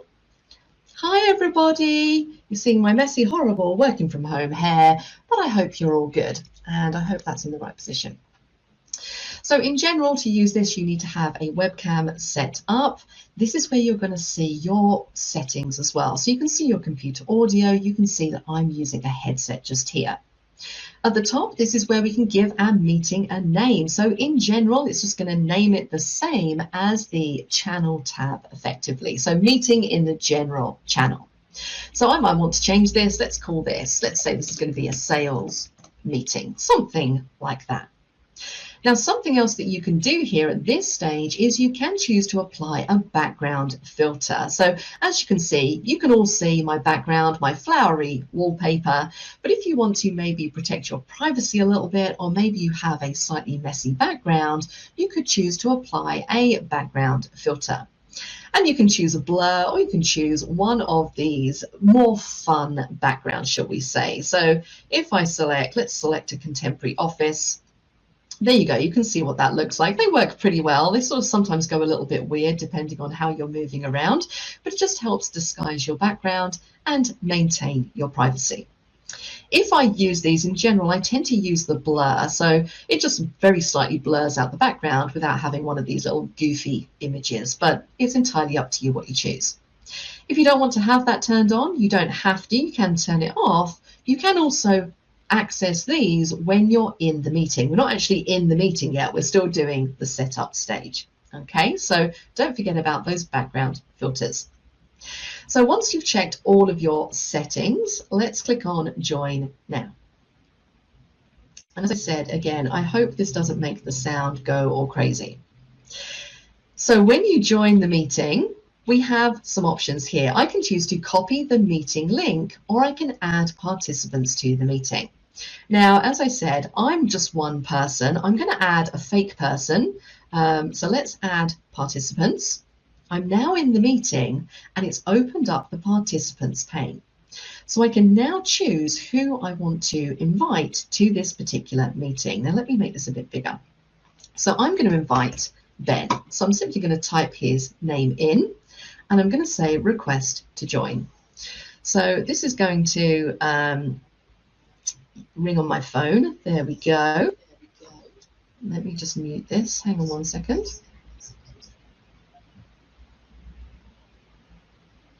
Turn the audio off. Okay, hopefully you're not getting a double sound there, but so Ben has now joined that meeting. There are two of us in here. So you can go through and carry on adding people. You can see suggestions down here, so people part of my organization, I can request them to join. If you want to invite an external person, you can also share the invite. So that will allow you to create a link to this meeting, which you could then email to somebody external and they can join the meeting that way. So this is your people pane. This is where you can see all of your participants. We have a chat pane just here. So again, we can chat with each other. Very similar to what I was doing at the start of this call. We can just message back and forth. We can share files, so on and so forth. We can send reactions. So if I particularly like something that somebody has said, I can click on the love heart and that will send hearts on their little image. I don't know if you just saw that down there, but a little heart appeared over my video. We then have breakout rooms. Now I'm going to talk about breakout rooms in a moment. So we're going to skip over those for the time being. But if we click on the more drop down, this is where we have a lot more of our in-meeting options. So a couple that I'll highlight in here because we definitely don't have time to go through them all, but we can do things like set up meeting notes. If we want to take notes and share them with the meeting participants, we can do that from here. We can, as I said, we can apply background effects from here. We can turn on live captions, which is a really important one, particularly if you have people who are hearing impaired, because it's just going to put those captions up on the screen, as you can see it's doing there. And if we do have captions turned on, then the transcript will be recorded if you are recording your meeting. Okay. Speaking of which, if we click the drop down again, we do have a start recording button if we need to record this meeting. Okay, so a few really useful things in here. Also, what we have up here is we have the ability to turn our own camera off or on, so I can turn my camera off or I can turn it back on again. We can mute our microphone, and then finally we can share content in this meeting. Now I'm actually just going to turn off these live captions just so they don't get in the way. But one of the biggest things that people do, and something that I do all the time, is share different pieces of content. I'm doing it now, in fact. I'm sharing my meeting with you. If we click on the share button, we have a few different things that we can share. So we can share our screen, our window, we can share PowerPoint, or we can share a Microsoft whiteboard. And the whiteboard is one of the newer features in Teams. Now, the first thing you need to do here is choose your presenter mode. So do you want your content just to fill the screen? Or do you want your own image in the bottom corner? Do you want your image side by side? Do you want it as more of a reporter view? What presenter mode do you want? So I'm going to leave mine on content only, and we can then choose what we want to share. Now, the difference between screen and window is that if you share your screen, that it means that all meeting participants can basically see everything that's going on your screen. So that means any pop-ups that come up. So if you have maybe personal emails coming in, people are going to be able to see that if you're in a meeting and sharing your screen. The advantage of sharing your screen is it means that you can freely jump between different applications. So if you need to show people something in Excel and then maybe jump to Word and then maybe open up a web browser, you can very easily and seamlessly switch between those screens when you're sharing your screen. If you share a window, it's just going to allow you to select a window that you currently have open behind Teams and just share that window. So for example, I mean, I don't have a great deal open, but if I just wanted to share my PowerPoint presentation window, I could select this, and it means that no matter what I'm clicking on, I could have Excel open, people are only ever going to see that PowerPoint presentation, and they're not going to see any notifications or things that pop up on my screen. Okay, so that's the difference between the two. Now, when you're sharing your screen, and again, I don't know how this is going to work because we're a screen within a screen. Hopefully this is working. Notice you get the red box around the outside. That means you're sharing your screen. Now, the only thing I really want to highlight here is if you push your mouse to the top, you get a few options. And one of them is the ability to pass control to somebody else. So what you can do here is where it says give control, you can click the drop down, and if you have lots of people on your meeting, you'll be able to see their names listed underneath, and you can select somebody to pass control of the mouse and the keyboard to. So effectively, they can control the mouse and the keyboard on the screen that you're sharing. Okay, so that can sometimes be really, really useful. Now I'm going to choose stop presenting just to come out of there. That is your share screen option.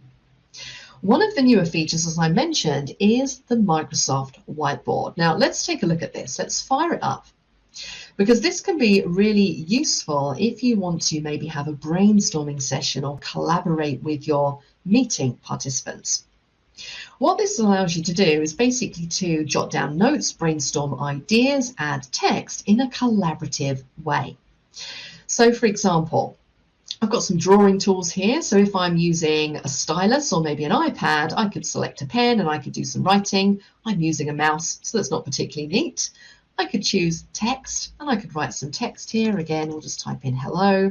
I can do things like add different sticky notes onto the page. It's a little bit big, like so. There's lots of different things you can do here. We can add shapes, we can add reactions, we can insert images, templates, documents, all kinds of stuff.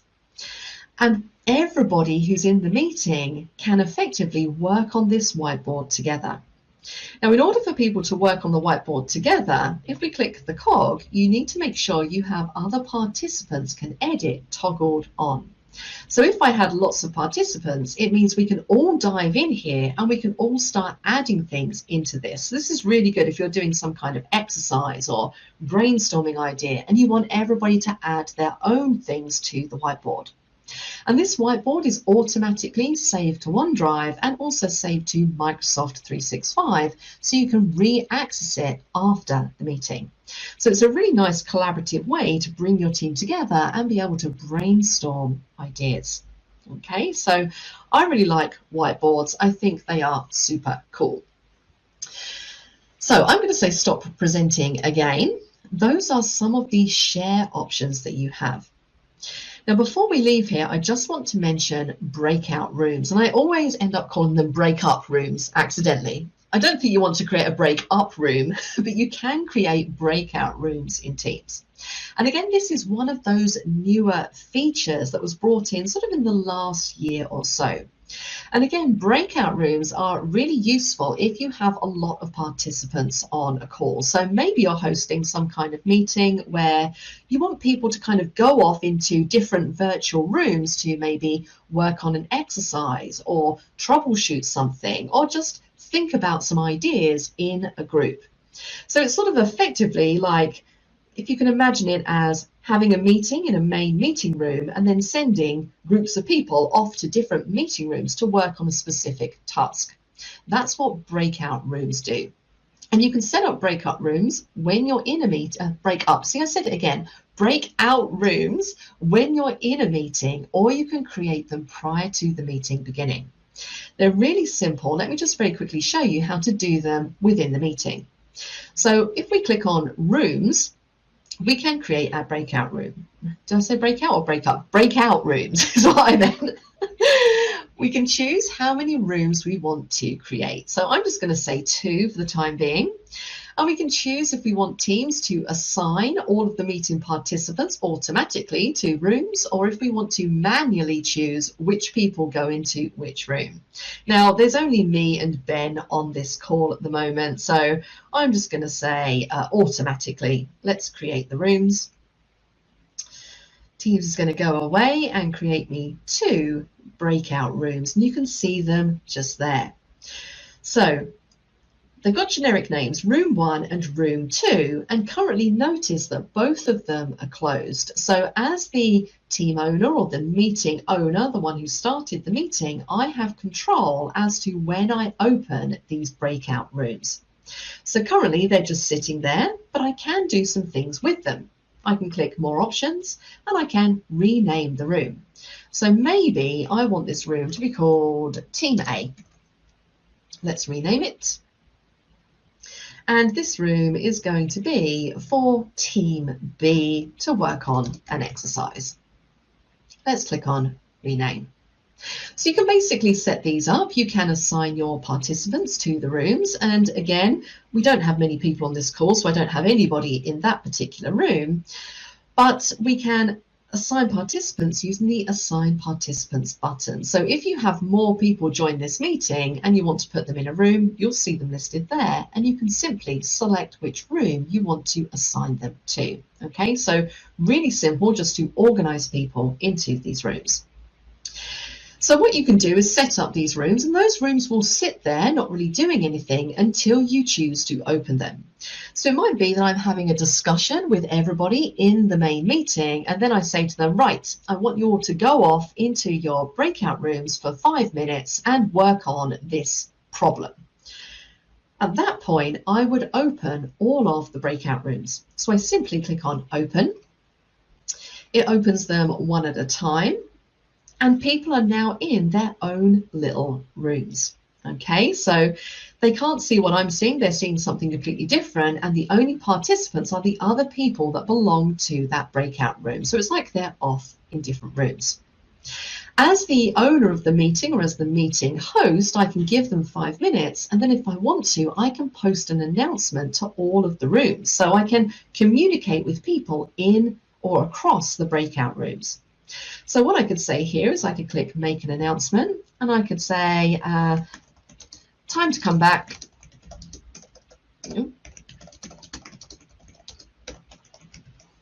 to the main room. And I can send that out, and all of the breakout rooms are going to see that message come in from me. Once they're all back, I can close the rooms, or I can close the rooms whilst they're still there, and that will bring everybody back to the main meeting. So let's click on Close. It's going to close them down, and put everybody back again.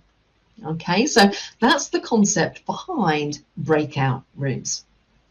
Now, we're just coming up to 7:30. So many more things I wanted to cover, but let's just cover a couple more things before I let you go. Now, we're going to come out of this meeting because I've pretty much shown you everything I wanted to show you in here. The final thing to show you is leaving. We can leave or we can end a meeting. Now, if we leave, it just means that we're leaving the meeting. The meeting will still carry on. If we end the meeting, it's going to end it for everybody on the call. So there's a slight difference there. So now we've ended that meeting, we're going to get a little message here asking us how that call quality was. And then we will find that if we have recorded the meeting, we're going to be able to see the recording posted in the team channel and also in the activity log. Now, we didn't record the meeting, but you will be able to find it in your feed. Okay.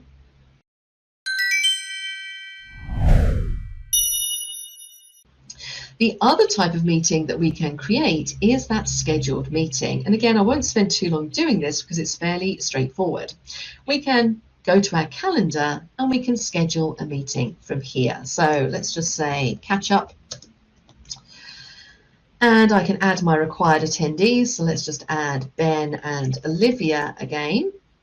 We can schedule the date and time. I can add channels if I want to. So if I want to post it to specific channels, and then I can add the details. Now, just going to click on send to send that out. And that will schedule that meeting in the calendar. So when it comes time to join this meeting, people can simply open up the meeting and they have a join button in the top right-hand corner. They can also join using the link in the body of the meeting. What you'll also notice with these scheduled meetings is some of these tabs running across the top. Notice we have whiteboard. So if I wanted to create a whiteboard before the meeting begins, so maybe I want to create it first and then present it in the meeting, I can create it from here. And then when we start the meeting, that whiteboard will come up if we choose to share our whiteboard. I could also create breakout rooms in advance of this meeting starting. So if I know that next week in this meeting, I want them to go off and do some group work, I can create the rooms in advance so I don't have to do it when I'm in the call. Okay, so just be aware you have a couple of other little options in there. All right, a couple of other things I just want to quickly add. I think it's really important to talk about collaborating on files and also searching. So very quickly, searching, simple. We have a search bar at the top and you can search for anything within Teams simply by typing in a keyword. So if I type in something like sales, it's going to go away and it's going to search through everything. So that's all my group chats, any apps that I have, any conversations or messages. It will allow you to search for specific people. So I could type in Ben. It's going to find Ben or anything else with the term BEN in it. There's lots of other different types of searches that I can do, but one that's really useful is if we type in /, this is going to open up what we call our commands, our quick commands. And you can execute different things within Teams simply by using quick commands. So if I wanted to quickly set my status from available to away, I could type in / away and hit enter, and notice my status, if you look at my profile picture, is now set to away. If I wanted to maybe quickly jump to all of my saved files, all of the things that I've bookmarked, I can type in / saved, and it's going to jump me to those saved areas. If I type in / again, maybe I want to send or go to a particular team or channel or chat with somebody specific.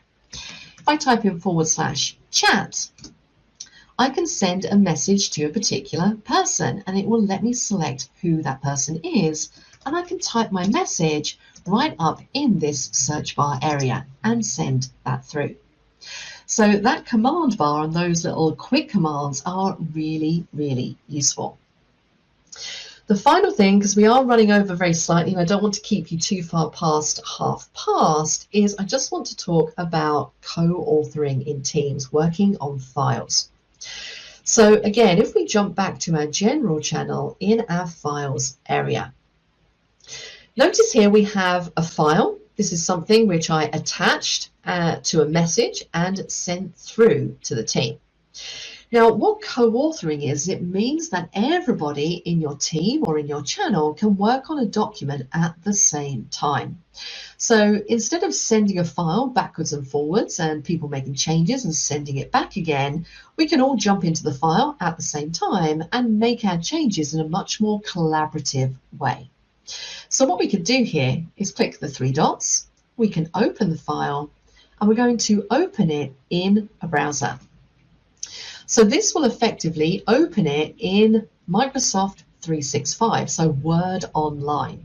And this allows for co-authoring. So I'm in this document now, but if maybe my colleague Jen was to do exactly the same thing as I did just there to open this file, she could jump into it and I'd be able to see her working in here. Again, this is really hard for me to demonstrate because I am simply one person, but effectively you'll see on the page or in the Word document is you'll see Jen where she's clicked in this document, and you'll see a little circle with her initials.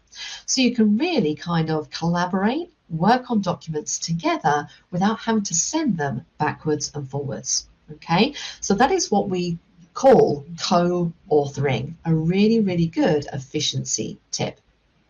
Once we've finished, we close down and all of our files are saved to OneDrive and also into our Files tab. The final thing I want to point out here from this Files tab is that we can also, create new files from within Teams as well. So if I want to create maybe an Excel spreadsheet or a Word document, I can come to the channel, jump onto the Files tab, click the New, and I can basically create documents from here as well. So if I click on New Word document, I can give it a name. I'm just going to call it Test. Click on Create. It's going to open it in Word Online, so I can then go in and create my document. But if I close this down, you'll notice that now it's available in that Files tab. So it's a really nice, quick way of creating different types of documents from within Teams. All right, so if you want to enable guest access, you're going to need to log into your Office 365 account. You're going to need to click on your app launcher and you're going to find it within the admin area. As I said, not everybody has this. It depends what type of account you have. And you're going to find this under, if we click the three dots to open up the navigation menu, I believe it's under Users and Guest Users. Yes, so then we go into Manage Teams Settings. And there's a little toggle. There we go. Allow guest access in Teams. That's how you would get to that. If you've got that selected, it's going to allow you to invite people who are external to your organization to join in your team chats and also meetings as well, things like that. Thank you so much for joining. I hope you all enjoyed that. I hope you all learn at least one thing that you think is going to help you. Have a great night, a great afternoon, a great morning, wherever you are, and I will see you next time. Bye, guys. If you're not a subscriber, click down below to subscribe so you get notified about similar videos we upload. To see the full course that this video came from, click over there. And click over there to see more videos from Simon Says It.